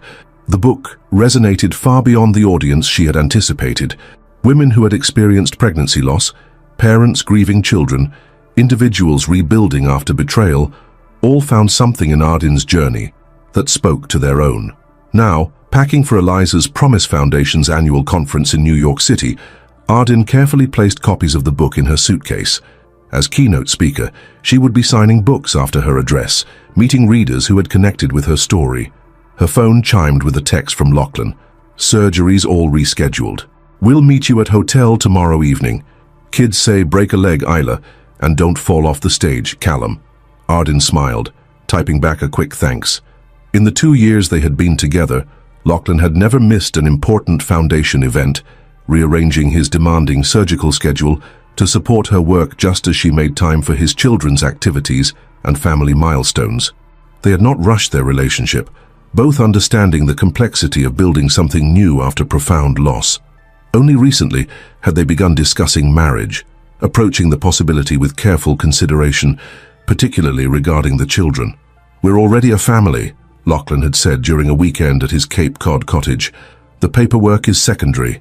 Arden had appreciated his perspective. What they had built together felt solid precisely because it had developed naturally, without external pressure or artificial timelines. Closing her suitcase, Arden checked her watch. She had a final planning call with the New York team in 15 minutes, then dinner with Eleanor, who would be traveling with her tomorrow. New York. The thought sent a small ripple of tension through her. It wasn't the conference itself causing her unease, but the location. Though Douglas and Waverly lived in Manhattan, their paths had never crossed during Arden's previous professional visits to the city. But with the Foundation's growing profile and her book bringing increased visibility, the possibility of an encounter seemed less remote. Douglas hadn't contested anything in the book, though his attorney had requested an advance copy. Arden had portrayed him neither as villain nor victim, but simply as a man who had made devastating choices. Some reviewers had been less charitable, reading between the lines of her measured account to condemn the husband who abandoned his injured wife after losing their child. Arden had long since released her anger toward Douglas, understanding that holding on to it only hampered her own healing. The Foundation's work had given her a perspective that transcended personal grievance, yet the prospect of seeing him, of witnessing the life he had built with Waverly, still triggered a complex emotional response she couldn't entirely predict. Her phone chimed again, this time with an email notification. The subject line caught her attention immediately. Greenwich Hospital Partnership Proposal. Opening it, Arden found a formal invitation from the hospital's new community outreach director, requesting a meeting during her New York visit to discuss implementing Eliza's Promise programs in Fairfield County. Greenwich, the place she had fled, carrying little but grief and betrayal. Now her Foundation was being invited back, completing a circle she had never anticipated. Arden sat on the edge of her bed, considering the synchronicity. 5 years ago she had been airlifted to Greenwich Hospital, broken in body and soon to be shattered in spirit. Now she was being asked to return as the founder of a nationally recognized organization, a published author, a woman who had rebuilt her life from the ground up. The symmetry felt meaningful, though not without emotional complexity. Returning to Greenwich would mean confronting memories she had carefully compartmentalized: the accident site, the hospital room where Eliza had died, the social circles where she had once moved as Douglas Pratt's wife. Yet something about the prospect felt right, necessary even, a reclaiming of space, of narrative, of self. Arden reached for her phone and typed a reply, accepting the meeting request. As she confirmed the details, she felt a sense of standing at a crossroads, not between divergent paths but between her past and her future, with an opportunity to integrate them in a way that honored both without being defined by either. Tomorrow she would fly to New York, give her keynote address, sign books and meet with supporters. She would have dinner with Lachlan, conference calls with her team, meetings with potential partners. And she would return to Greenwich, not as the woman who had left 5 years ago, but as who she had become, someone stronger and more purposeful than she could have imagined in those darkest days. Whatever lay ahead, Arden was ready. The grand ballroom of the Atherton Hotel had been transformed for the Eliza's Promise annual benefit.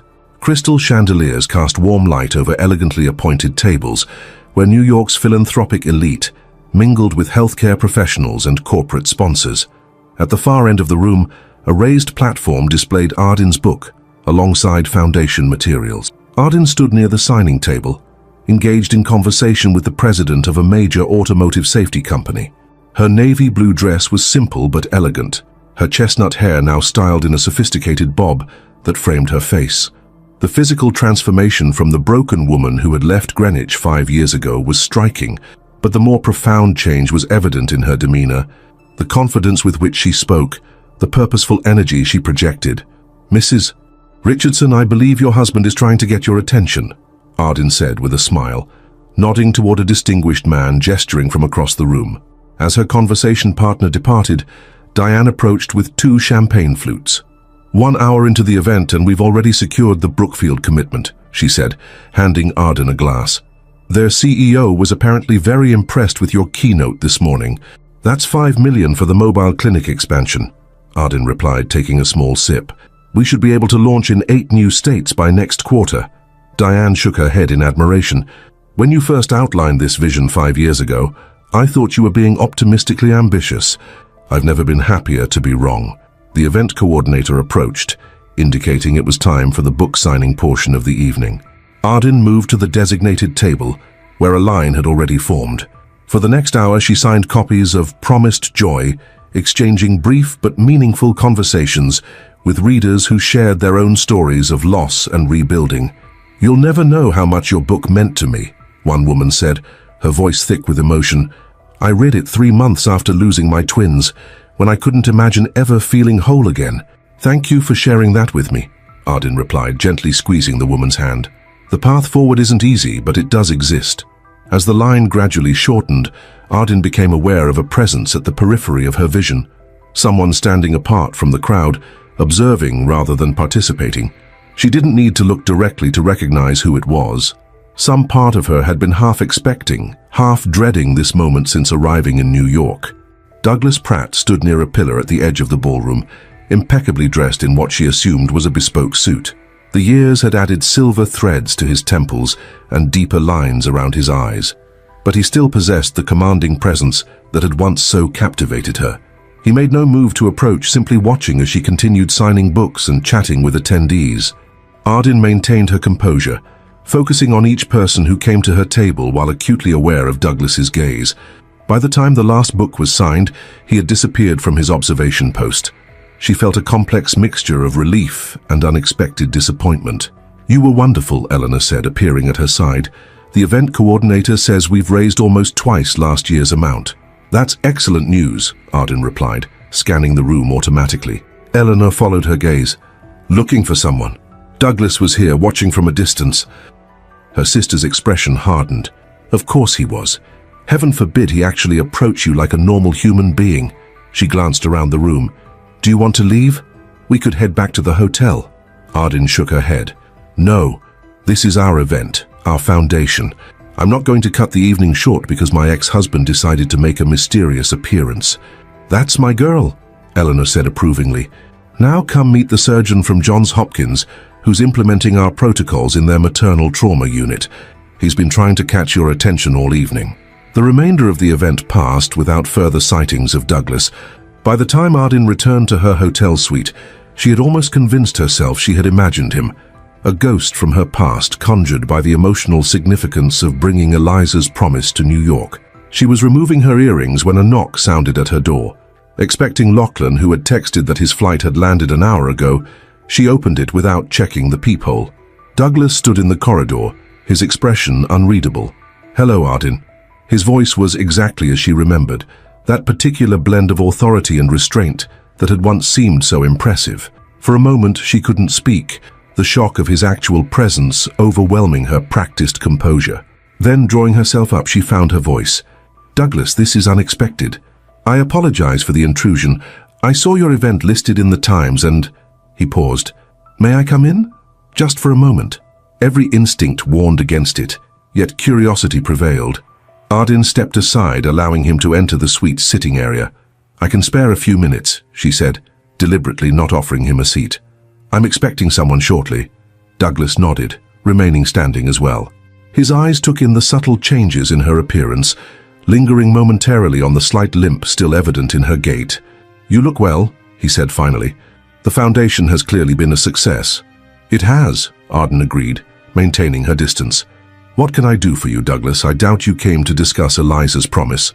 He seemed momentarily taken aback by her directness.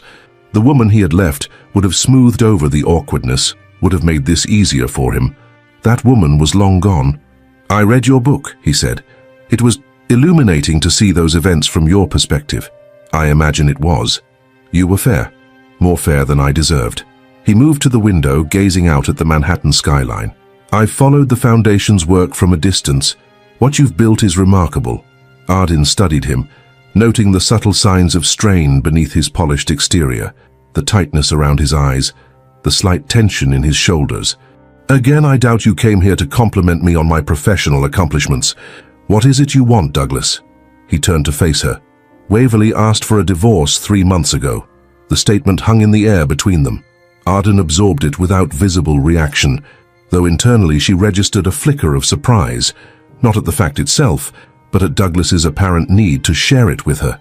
I'm sorry to hear that, she said, the social nicety automatic, but I'm not sure why you're telling me. She's been having an affair with Jeremy Blackwood, my COO. A bitter smile crossed his face. Ironic, isn't it? History repeating itself.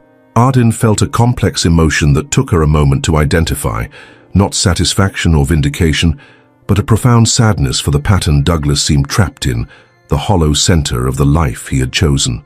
Karma has a peculiar sense of humor, she observed, her tone gentler than she had intended. Douglas ran a hand through his hair, a rare gesture of discomposure. The divorce will be finalized next month. Clean break, no children to consider. He looked directly at her. It's made me reflect on many things. Understanding dawned. Douglas, if you came here hoping for...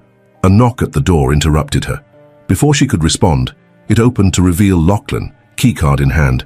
Sorry I'm late, love. The cab got caught in... He stopped, registering Douglas's presence. Ah, I didn't realize you had company. An awkward silence descended. Arden moved to Lachlan's side. Lachlan, this is Douglas Pratt, my former husband. Douglas, this is Dr. Lachlan Reed. The two men sized each other up with the wariness of territorial animals. Lachlan extended his hand first, his Scottish accent more pronounced as it tended to be when he was tense. I've heard quite a bit about you, Mr. Pratt. Dr. Reed. Douglas shook his hand briefly. I was just leaving. No need to rush off on my account, Lachlan said with deceptive pleasantness. I'm sure you and Arden have much to discuss after all this time. Arden placed her hand on Lachlan's arm. Actually, Douglas was just sharing some personal news, but we've covered the essentials. She turned to Douglas. Haven't we? He glanced between them, clearly reassessing the situation. Yes, I apologize for the intrusion. To Lachlan, he added, You're a lucky man, Dr. Reed. I'm well aware, Lachlan replied, his arm slipping naturally around Arden's waist. After Douglas left, Lachlan raised an eyebrow. Well, that was unexpected. Are you all right? Arden considered the question seriously. Surprisingly, yes, but I think I need some air. Would you mind if we took a walk? 20 minutes later, they strolled through the hotel's adjacent garden, the spring evening pleasantly cool. Arden recounted Douglas's visit, including the revelation about Waverley's affair. The symmetry is almost too perfect, she concluded. He seemed genuinely shocked by it, as if it never occurred to him that she might do to him exactly what they did to me. Lachlan's expression was thoughtful. And you believe he came to what? Test the waters for reconciliation? Not explicitly, but yes, I think that's what he wanted, to see if there was any opening, any lingering attachment he might exploit now that his second marriage has failed. And is there? The question was asked without jealousy, merely seeking understanding. Arden stopped walking, turning to face him directly. No, that's what surprised me most. Seeing him again, I felt nothing, not hatred, not love, not even significant resentment. just a distant sadness for who we both were then, and a profound gratitude for where life has taken me since. Lachlan tucked a strand of hair behind her ear, his touch gentle. "You're an extraordinary woman, Arden Winslow." "Just Arden," she corrected softly. She had legally dropped the Pratt years ago, but had kept Winslow as her professional name for the foundation, though perhaps someday Reed. The question was asked lightly, but with real intent behind it. His eyes widened slightly. "Is that a proposal then?" "More of a suggestion for future consideration." She smiled, leaning into him. "We should probably discuss it with Callum and Isla first. They might have opinions." "That they will," he agreed, kissing her forehead, "but favorable ones, I'd wager." The following morning, Arden received a text from an unknown number. "Could we meet for coffee before you leave the city? Just to talk. Douglas." She stared at the message, considering her options. Her initial instinct was to decline, to maintain the clean break that had allowed her to rebuild her life. Yet something, perhaps closure, perhaps simple curiosity, made her respond. Grand Central Dining Concourse. 11 a.m. I have 30 minutes before my train. The historic terminal buzzed with typical midday activity. Travelers rushing to catch trains, tourists photographing the celestial ceiling, New Yorkers cutting through on their daily commutes. At a small table in the dining concourse, Arden nursed a cup of tea, watching the human current flow around her.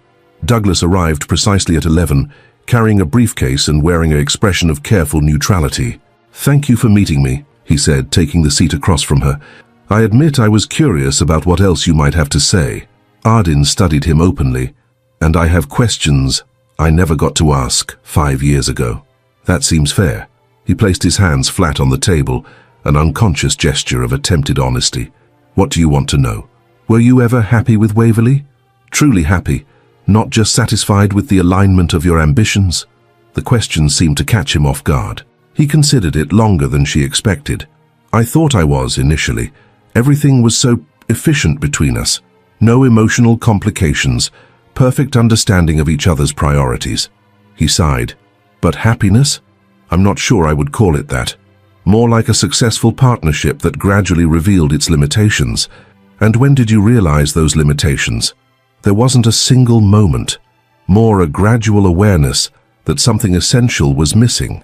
His gaze met hers directly. "Reading your book helped clarify it, actually. The depth you described of your grief for Eliza, your sense of purpose with the foundation, even your new relationship, it highlighted what my life with Waverley lacked." Arden absorbed this, feeling an unexpected twinge of empathy for the man who had once shattered her world. "That sounds lonely, Douglas." "It was. Is." He hesitated. "I've had a lot of time to reflect on my choices. On what I threw away in pursuit of what I thought I wanted." The implication hung between them. Arden let the silence stretch, allowing him to fully experience the weight of his unspoken question. "Douglas," she finally said, her voice gentle but firm, "whatever you came here hoping to find, reconciliation, forgiveness, a second chance, I can't give it to you. Not because I haven't forgiven you, but because that chapter of my life is complete." "I understand," he said quickly, though his expression suggested otherwise. "I didn't expect—" "I think you did," Arden interrupted. "And that's the problem. You've always expected life to arrange itself according to your preferences. When I was inconvenient, you discarded me. Now that Waverley has become inconvenient, you're looking back at what you left behind." His face flushed slightly. "That's not entirely fair." "Perhaps not, but it's not entirely unfair either." Arden leaned forward. "The truth is, I'm grateful for the path my life has taken. As painful as it was, losing you, and yes, losing Eliza, forced me to discover strengths I never knew I possessed, to build something meaningful from tragedy. I wouldn't trade the woman I've become, or the life I've created, to go back to who we were before." Douglas looked stricken. "I didn't realize how completely you'd moved on." "That's because you've been standing still," she said, not unkindly. "Building wealth but not meaning. Achieving success but not joy." They sat in silence as the terminal continued its perpetual motion around them. Finally, Douglas spoke again, his voice subdued. "Your foundation, the work you're doing, it matters, doesn't it? It actually changes things." "Yes," Arden replied simply. "It does. I'd like to contribute. Not for recognition, not to try to impress you, but because—" He paused, searching for words. Because Eliza deserved more than what I gave her, than what I gave you both. Arden considered his offer, sensing genuine remorse beneath the polished exterior. The Foundation accepts donations from anyone who supports our mission, but Douglas, she met his gaze steadily. Money alone won't fill the emptiness you're feeling. You need to find your own purpose, your own path to meaning. He nodded slowly. I'm beginning to understand that. Checking her watch, Arden gathered her purse. I need to catch my train. Lachlan and I are meeting with Greenwich Hospital this afternoon about implementing our programs there. Greenwich? Douglas looked surprised. You're going back? Yes. Arden stood, smoothing her skirt. It's time to complete the circle, to bring Eliza's promise to where it all began. As she prepared to leave, Douglas rose as well. Arden, are you happy? Truly. The question was asked with such naked vulnerability that she paused, giving it the consideration it deserved. Yes, she said finally. Not despite the pain, but because I've learned to integrate it into a life of purpose and connection. I've found joy again, Douglas. I hope someday you do too. He nodded, unable to speak. As she turned to go, he called after her. Arden? She looked back. Thank you, he said simply, for your honesty, for showing me what resilience really looks like. Watching him standing there, wealthy, successful, and utterly lost, Arden felt the last tendrils of their shared past finally release. Whatever happened to Douglas now would be his own journey, separate from hers. She had completed her part of their story. With a final nod of acknowledgement, she walked away, moving with purpose toward her train, toward Greenwich, toward the future she had built from the wreckage of her past, a future rich with meaning, connection, and the promised joy she had found on the other side of grief. Douglas remained rooted in place, long after Arden disappeared into the crowd of Grand Central Terminal. Travelers flowed around him like water around a stone, some casting curious glances at the well-dressed man, standing motionless amid the constant movement. He barely noticed them, his mind replaying Arden's parting words. I've found joy again, Douglas. I hope someday you do too. There had been no malice in her voice, no satisfaction at his evident unhappiness, just genuine compassion, and that somehow cut deeper than any anger could have. The Arden he had left 5 years ago would have shrunk from confrontation, would have softened any harsh truth with conciliatory gestures. This woman who had taken her place was someone he barely recognized, direct, centered, complete in herself. She had moved on, completely, and he had not. When Douglas finally left the terminal, he walked without destination, finding himself eventually in Bryant Park. He sat on a bench, watching office workers enjoy their lunch breaks in the spring sunshine. His phone buzzed repeatedly. Emails from the office, a text from his attorney about the divorce proceedings, a calendar reminder for a board meeting. He ignored them all. For the first time in his adult life, Douglas Pratt had no plan, no clear direction forward. The carefully constructed narrative of his life, financial genius, strategic risk-taker, man who knew exactly what he wanted and how to get it, had collapsed around him, revealing the hollow shell beneath. Waverley's betrayal had been the first crack. Finding her with Jeremy, his most trusted lieutenant, in their home had been a shock, but not for the reasons one might expect. What had disturbed him most wasn't the infidelity itself, but his own muted emotional response to it, a distant anger overlaid with an unsettling sense of recognition. Wasn't this exactly what he had done to Arden? When Waverley had coldly informed him she wanted a divorce, that she and Jeremy had been involved for over a year, that she was taking the position she'd been offered in their Singapore office, Douglas had felt something almost like relief beneath the wounded pride. Their marriage, for all its perfect alignment of ambitions, had grown increasingly empty. They lived parallel lives in the same luxury penthouse, sharing a bed but little else. Reading Arden's book had been the second crack. He'd ordered it out of curiosity after seeing a review in the Wall Street Journal, expecting to find himself portrayed as the villain. Instead, he found a thoughtful reflection on grief and rebuilding that mentioned him only as a secondary character in Arden's journey. Her restraint in describing his betrayal somehow made it worse, as if he hadn't even been important enough to warrant anger. But seeing her today, confident, purposeful, genuinely happy, that had shattered the remaining facade. Douglas had come to this meeting with an unexamined assumption that Arden, despite everything, might harbor some lingering attachment to him, some openness to reconnection now that he was available again. The absolute clarity of her rejection had forced him to confront the magnitude of his self-deception. "You've been standing still," she had said, "building wealth but not meaning, achieving success but not joy." The words echoed in his mind as he watched a young father chase his laughing toddler across the grass. What had he built in the years since leaving Arden? A larger investment firm, a more impressive portfolio, a higher net worth. But what of actual value? What that would outlast him or benefit anyone beyond himself? Douglas pulled out his phone and opened the browser, searching for Eliza's Promise Foundation. The organization's website appeared, professionally designed but warmly human in its approach. He scrolled through pages detailing programs that had demonstrably reduced maternal and infant mortality rates, support services for bereaved families, research initiatives informing transportation safety standards. Eliza's Promise had saved lives, real people who continued to exist because of what Arden had built from her grief. Their daughter's brief existence had catalyzed something of lasting significance.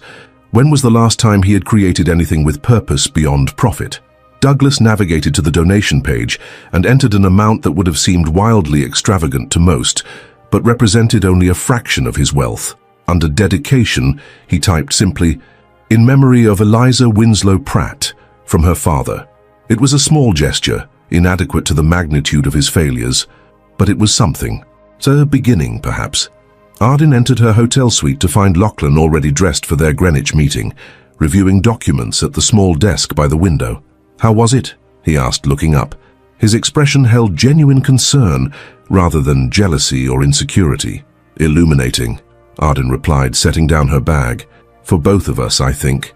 She moved to the desk, placing a hand on his shoulder. "Thank you for understanding why I needed to do that." "Of course." He covered her hand with his own.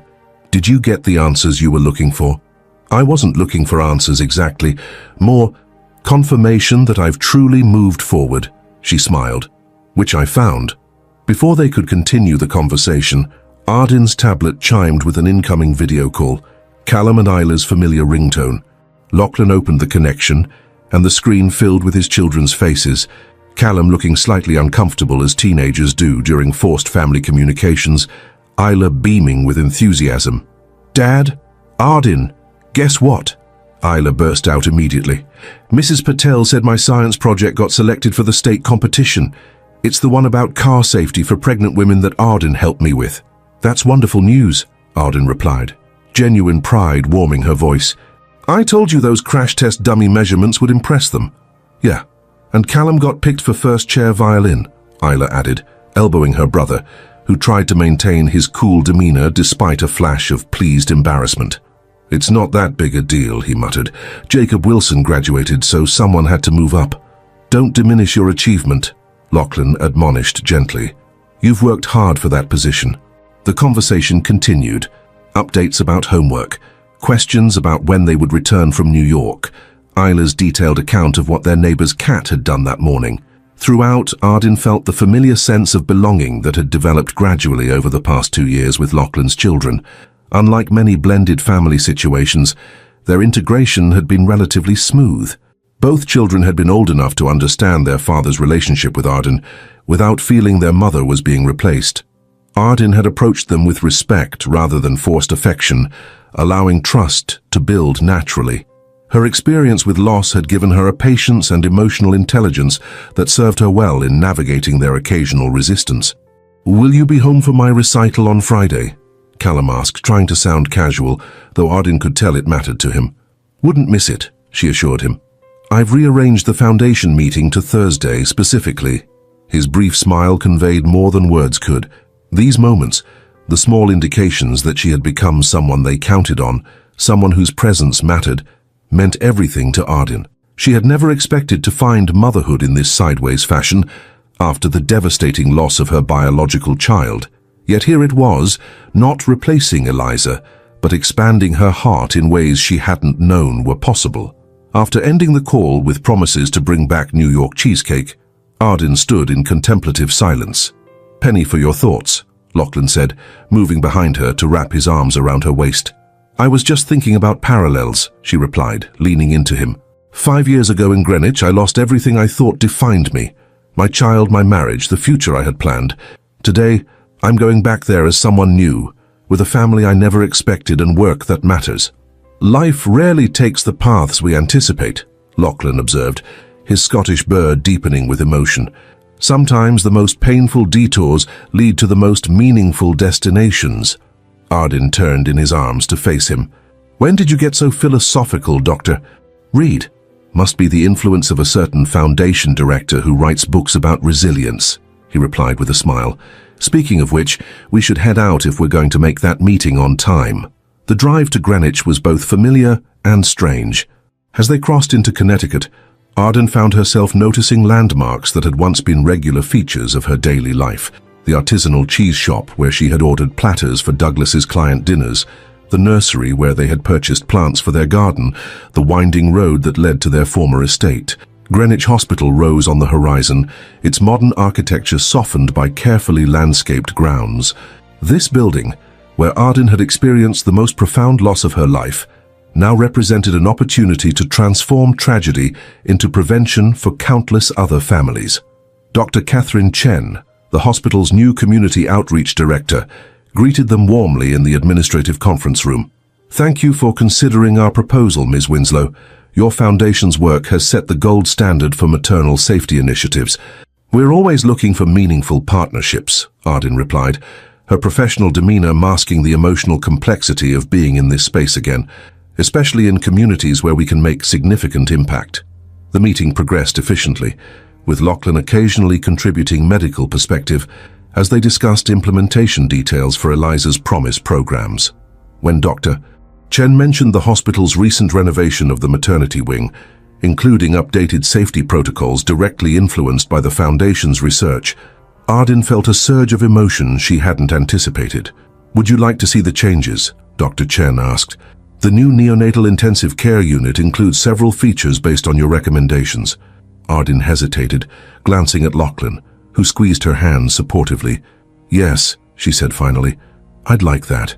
Walking through the hospital corridors, Ardyn braced herself for the flood of painful memories, yet what she felt instead was a profound sense of purpose, that this place of personal devastation could become a site of prevention and protection for other families.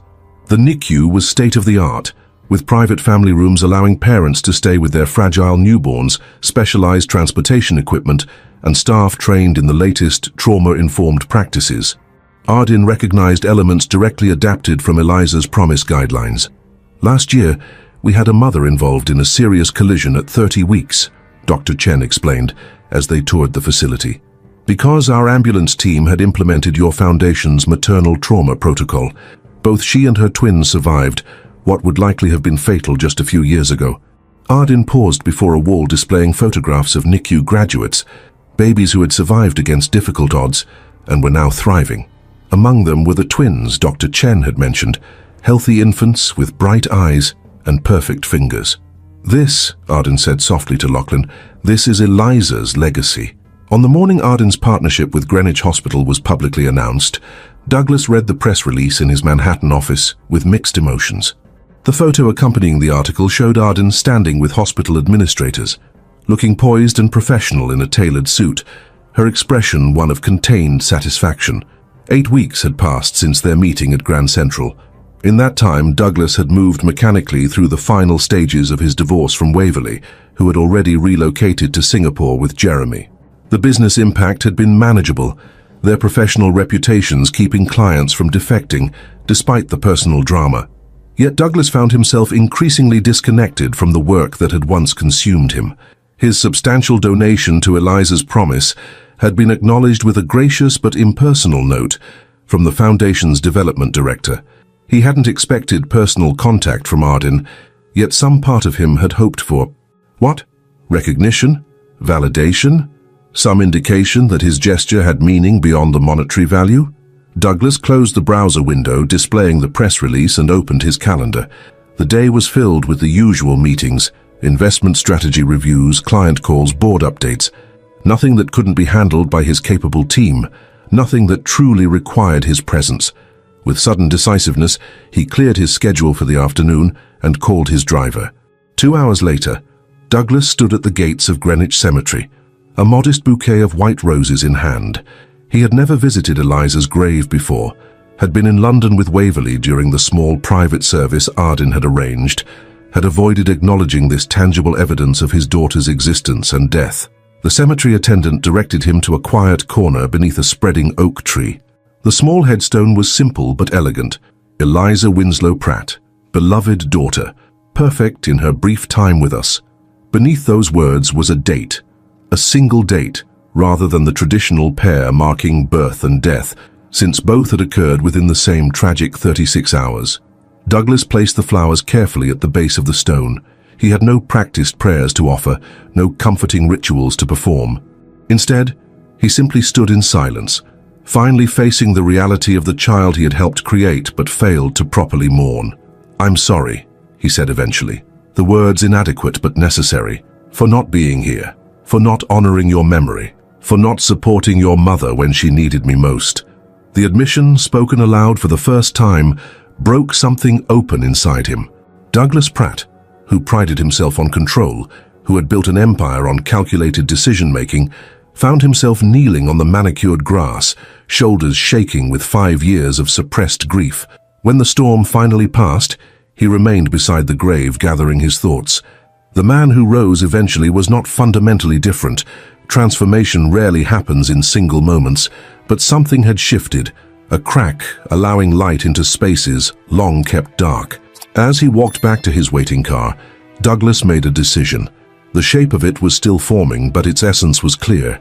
It was time to create something of lasting value, something beyond wealth accumulation, something that might begin to balance the moral ledger of his life. Summer arrived, bringing with it new developments for Eliza's promise. The foundation opened its 10th regional office, expanded its research partnership with 3 major universities, and launched a mobile application for expectant mothers that provided real-time safety guidance during travel. Arden divided her time between Boston and the Foundation's expanding national presence, with Lachlan maintaining his surgical practice while supporting her work. Their relationship had deepened further, the unspoken question of marriage gradually evolving into practical discussions about timing and logistics.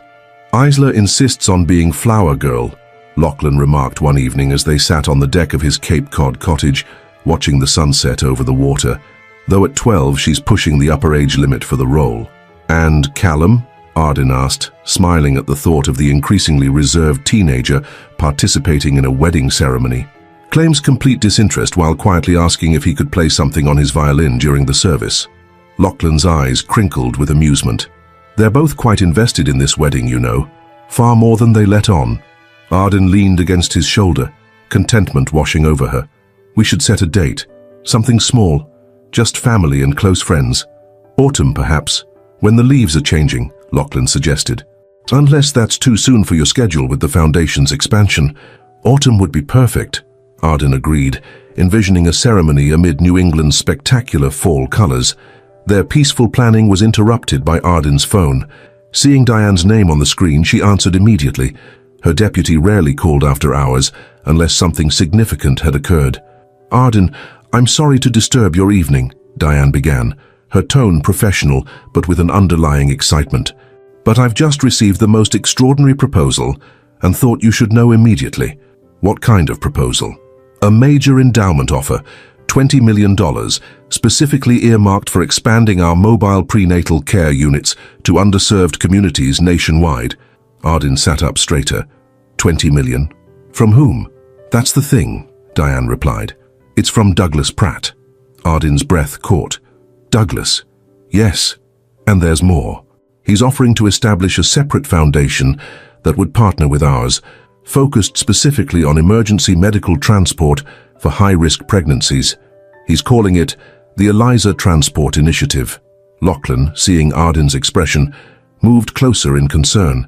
She squeezed his hand reassuringly while processing this unexpected development. "Did he contact you directly?" Arden asked. "No.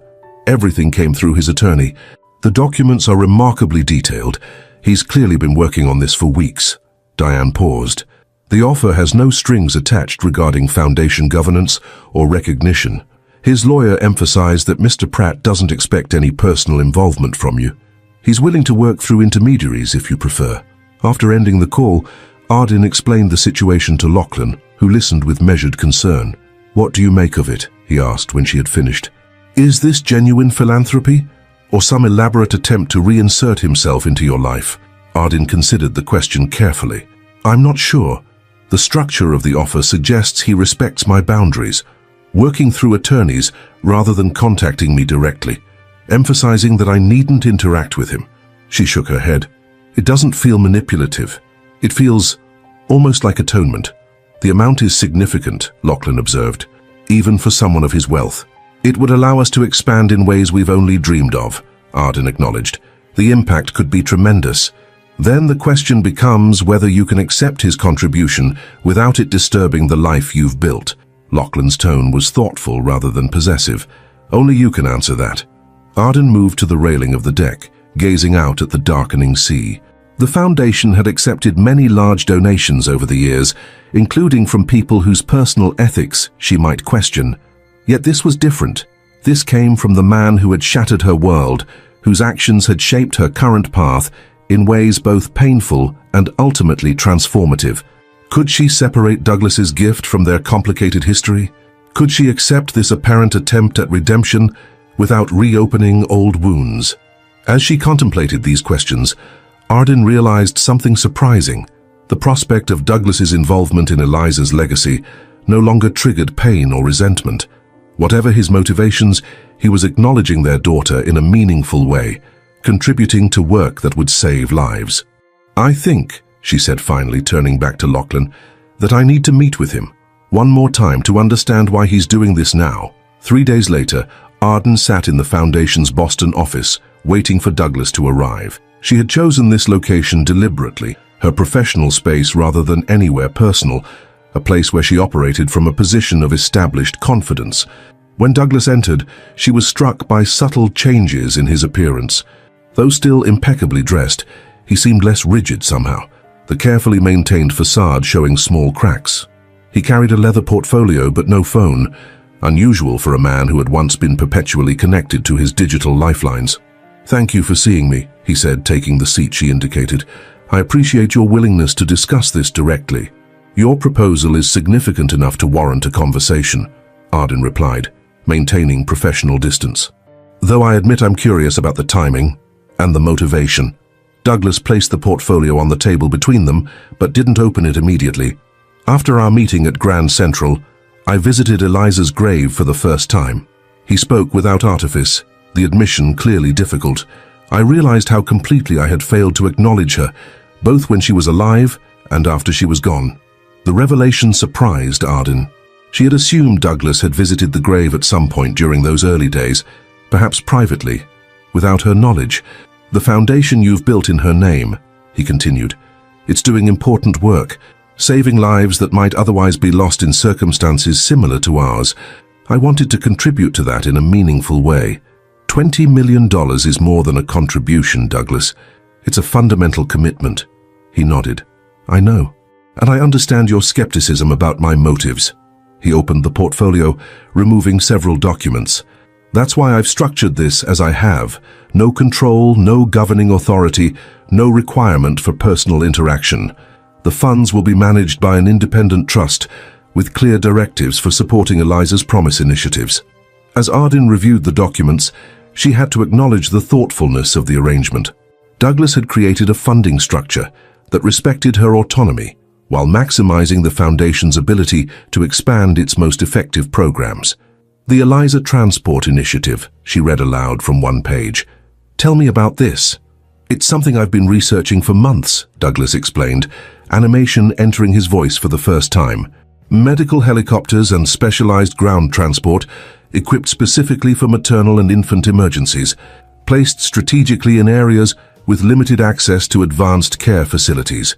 Ardin listened as Douglas outlined his vision, a nationwide network of emergency resources that could dramatically reduce response times for pregnancy-related crises. The concept was sound, the logistics well considered, the potential impact significant. "This isn't just about writing a check," she realized aloud. "You've put serious thought into this." "I have." Douglas met her gaze directly. "For the first time in my life, I'm trying to build something that matters beyond profit margins and portfolio growth." The sincerity in his voice was unmistakable. Whatever mixed motivations might exist beneath the surface, desire for redemption, lingering attachment to her, genuine remorse, his commitment to this project appeared genuine. "Why not approach other maternal health organizations?" Arden asked. "Why specifically partner with Eliza's promise?" "Because this is Eliza's legacy," Douglas replied simply. "Our daughter lived for only 36 hours, but through your work, she's already saved countless lives. I'd like to be part of extending that impact, even if only from a distance." The phrase, "our daughter," hung in the air between them, the first time Douglas had ever acknowledged Eliza in those terms. Arden felt the significance of the moment, not as a reopening of old wounds, but as a long-delayed recognition of a truth they shared, despite everything that had come between them. After a thoughtful silence, Arden made her decision. "The Foundation will accept your endowment for the mobile prenatal care expansion. As for the Eliza Transport Initiative," she paused, considering the implications carefully. "I believe it has merit, but I'd want significant involvement in its development and implementation." "Of course," Douglas agreed immediately. "I expected nothing less." "That would mean working together, at least periodically," Arden pointed out. "Are you prepared for that? Is that what you want?" The question was direct, cutting through potential misunderstandings. Douglas took a moment before responding. "What I want," he said with careful precision, "is to honor our daughter in a way I failed to do while she was alive. What I want is to create something of lasting value that bears her name. And yes, if I'm honest, what I want is a chance at some form of redemption, not with you, but perhaps with myself." He leaned forward slightly. "I harbor no illusions about our past, Arden. I understand that you've built a new life, one that by all appearances brings you genuine happiness. I'm not seeking to disrupt that or to reinsert myself into your personal life. This isn't about us. It's about Eliza and the good that can be done in her name."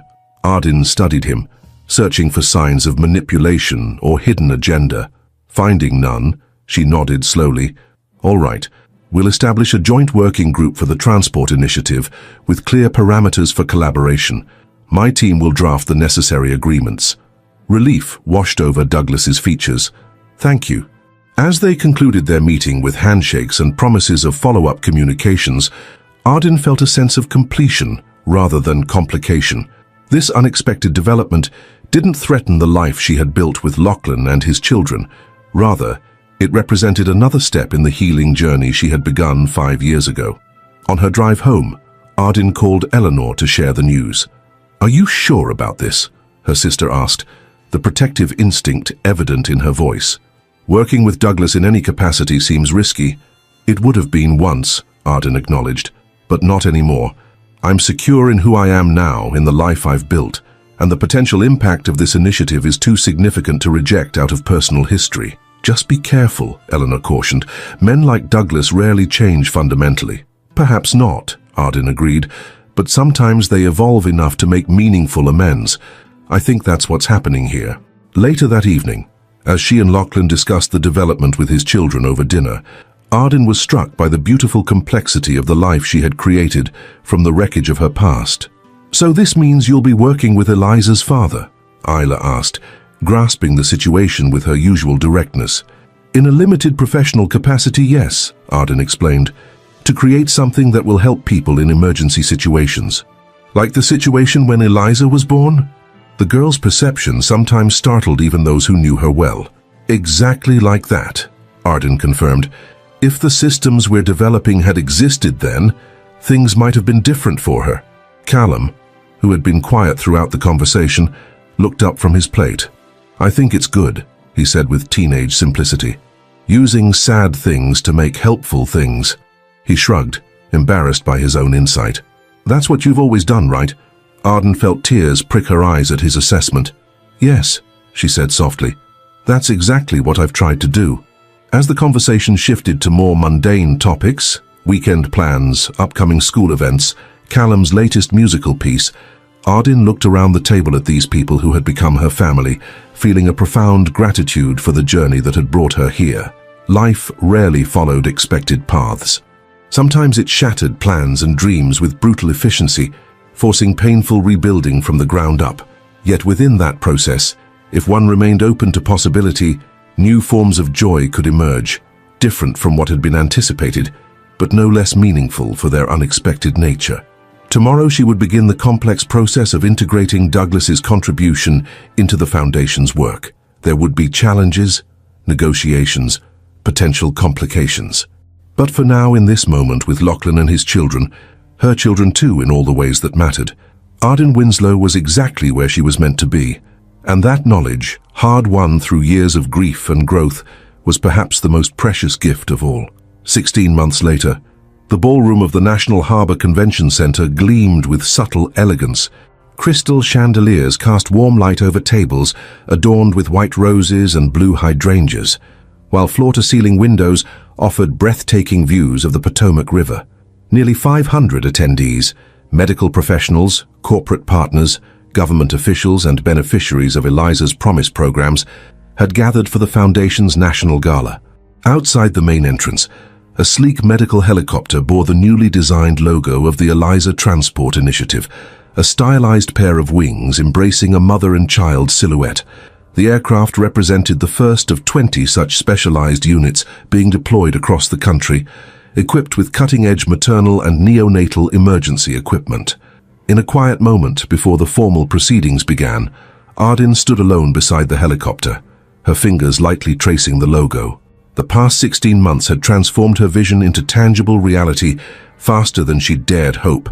Douglas's funding and business connections had accelerated implementation timelines that would otherwise have taken years. The pilot says she's already transported 3 high-risk pregnancies since going operational last month, Lachlan said, joining her. Handsome in his formal attire, he slipped an arm around her waist. All successful outcomes. Arden leaned into him, her wedding ring catching the light. Their autumn ceremony had been exactly as they'd hoped. Intimate, joyful, surrounded by family and close friends beneath New England's blazing fall colors. Callum had indeed played violin, his musical tribute moving guests to tears, while Isla had taken her flower girl duties with characteristic enthusiasm. "Sometimes I can't believe how far we've come," Arden said, surveying the gleaming aircraft. "From a personal tragedy to this national network. It doesn't bring Eliza back, but she lives on through every life saved," Lachlan finished, understanding as always. They returned to the ballroom as guests took their seats for dinner. At the front of the room, a video screen displayed images from the Foundation's work.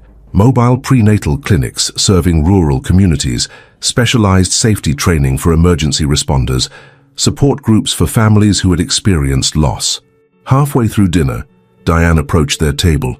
"The Secretary of Health and Human Services just arrived," she said, with barely contained excitement.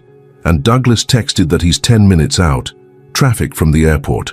"Everything's ready for the announcement?" Arden confirmed. Diane nodded. "The press packets are prepared. We're making history tonight."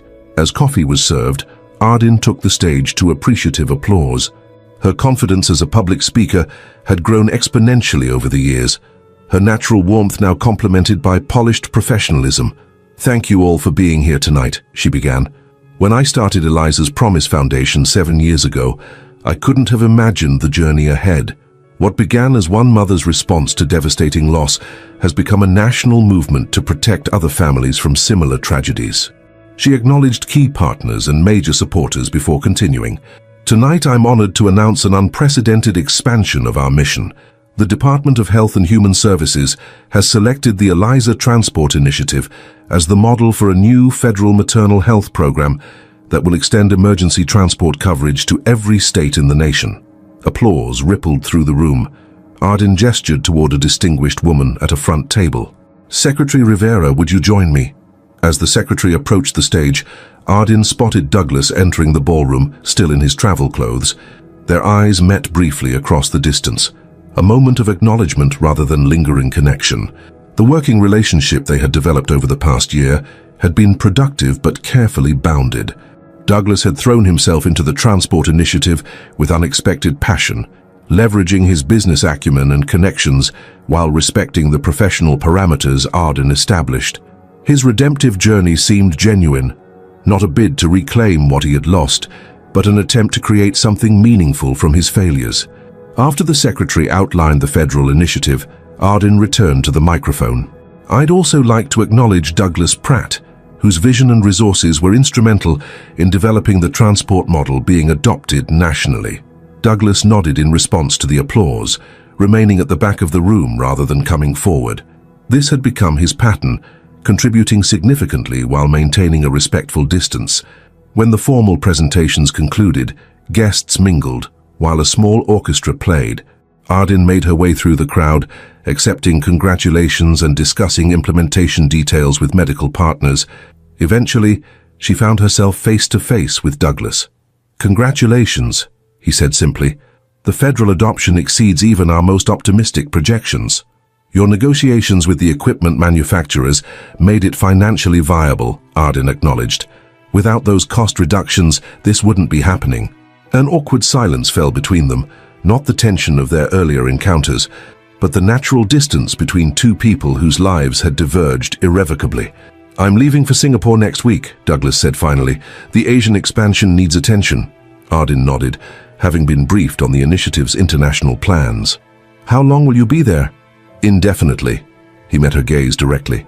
"I'm relocating permanently to oversee the Pacific Rim operations." The announcement surprised her. "Permanently? What about the Manhattan office?" "Jeremy returned from Singapore last month.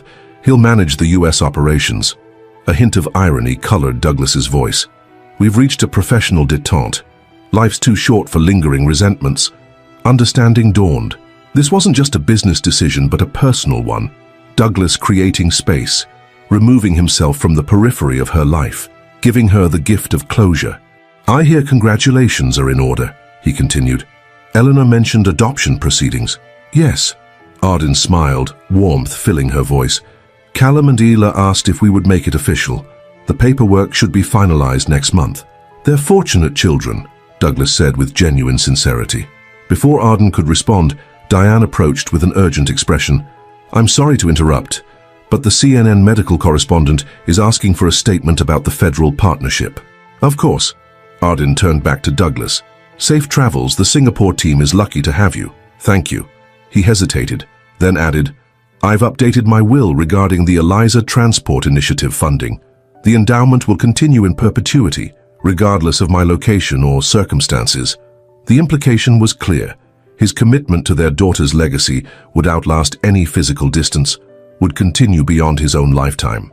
It was perhaps the most meaningful gift he could offer. As Ardyn moved away to speak with the press, Douglas watched her for a moment before quietly slipping out of the ballroom.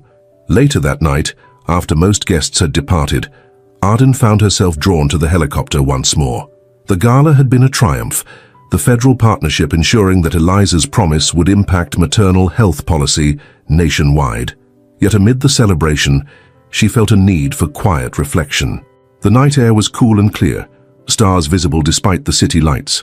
Ardyn stood beside the aircraft, contemplating all that had transpired since that snowy January day when her world had shattered. A noise behind her revealed Lachlan approaching with Diane and Eleanor. "Everything okay?" Lachlan asked, draping his jacket over her shoulders. "Perfect," Ardyn assured him. "Just taking a moment." Eleanor studied her sister's expression. "Douglas told me about Singapore. How do you feel about that?" "Relieved, I think," Ardyn replied honestly. "He's found his own path to redemption, and it doesn't require my involvement." "There's something right about that." Diane checked her phone. "The Secretary's office just confirmed. They're announcing the full implementation plan Monday morning. By this time next year, every state will have at least 2 dedicated maternal transport units." The scope of this achievement settled over them all. What had begun as Ardyn's personal healing journey had evolved into a movement that would save countless lives. Eliza's brief existence had catalyzed change on a scale none of them could have imagined. "I have something for you," Eleanor said, retrieving a small package from her evening bag. "I meant to give it to you earlier, but the timing never felt right." Ardyn unwrapped the package to find a delicate silver locket. Opening it revealed a tiny footprint, Eliza's reproduced from the hospital records. "How did you—" Ardyn's voice faltered with emotion. "The Foundation's Medical Records Digitization Project," Eleanor explained. "They found it in the Greenwich Hospital archives. I had it engraved for tonight." Ardyn turned the locket over, reading the inscription. "Her journey began 1,000 others." Tears filled her eyes as Lachlan fastened the necklace around her throat.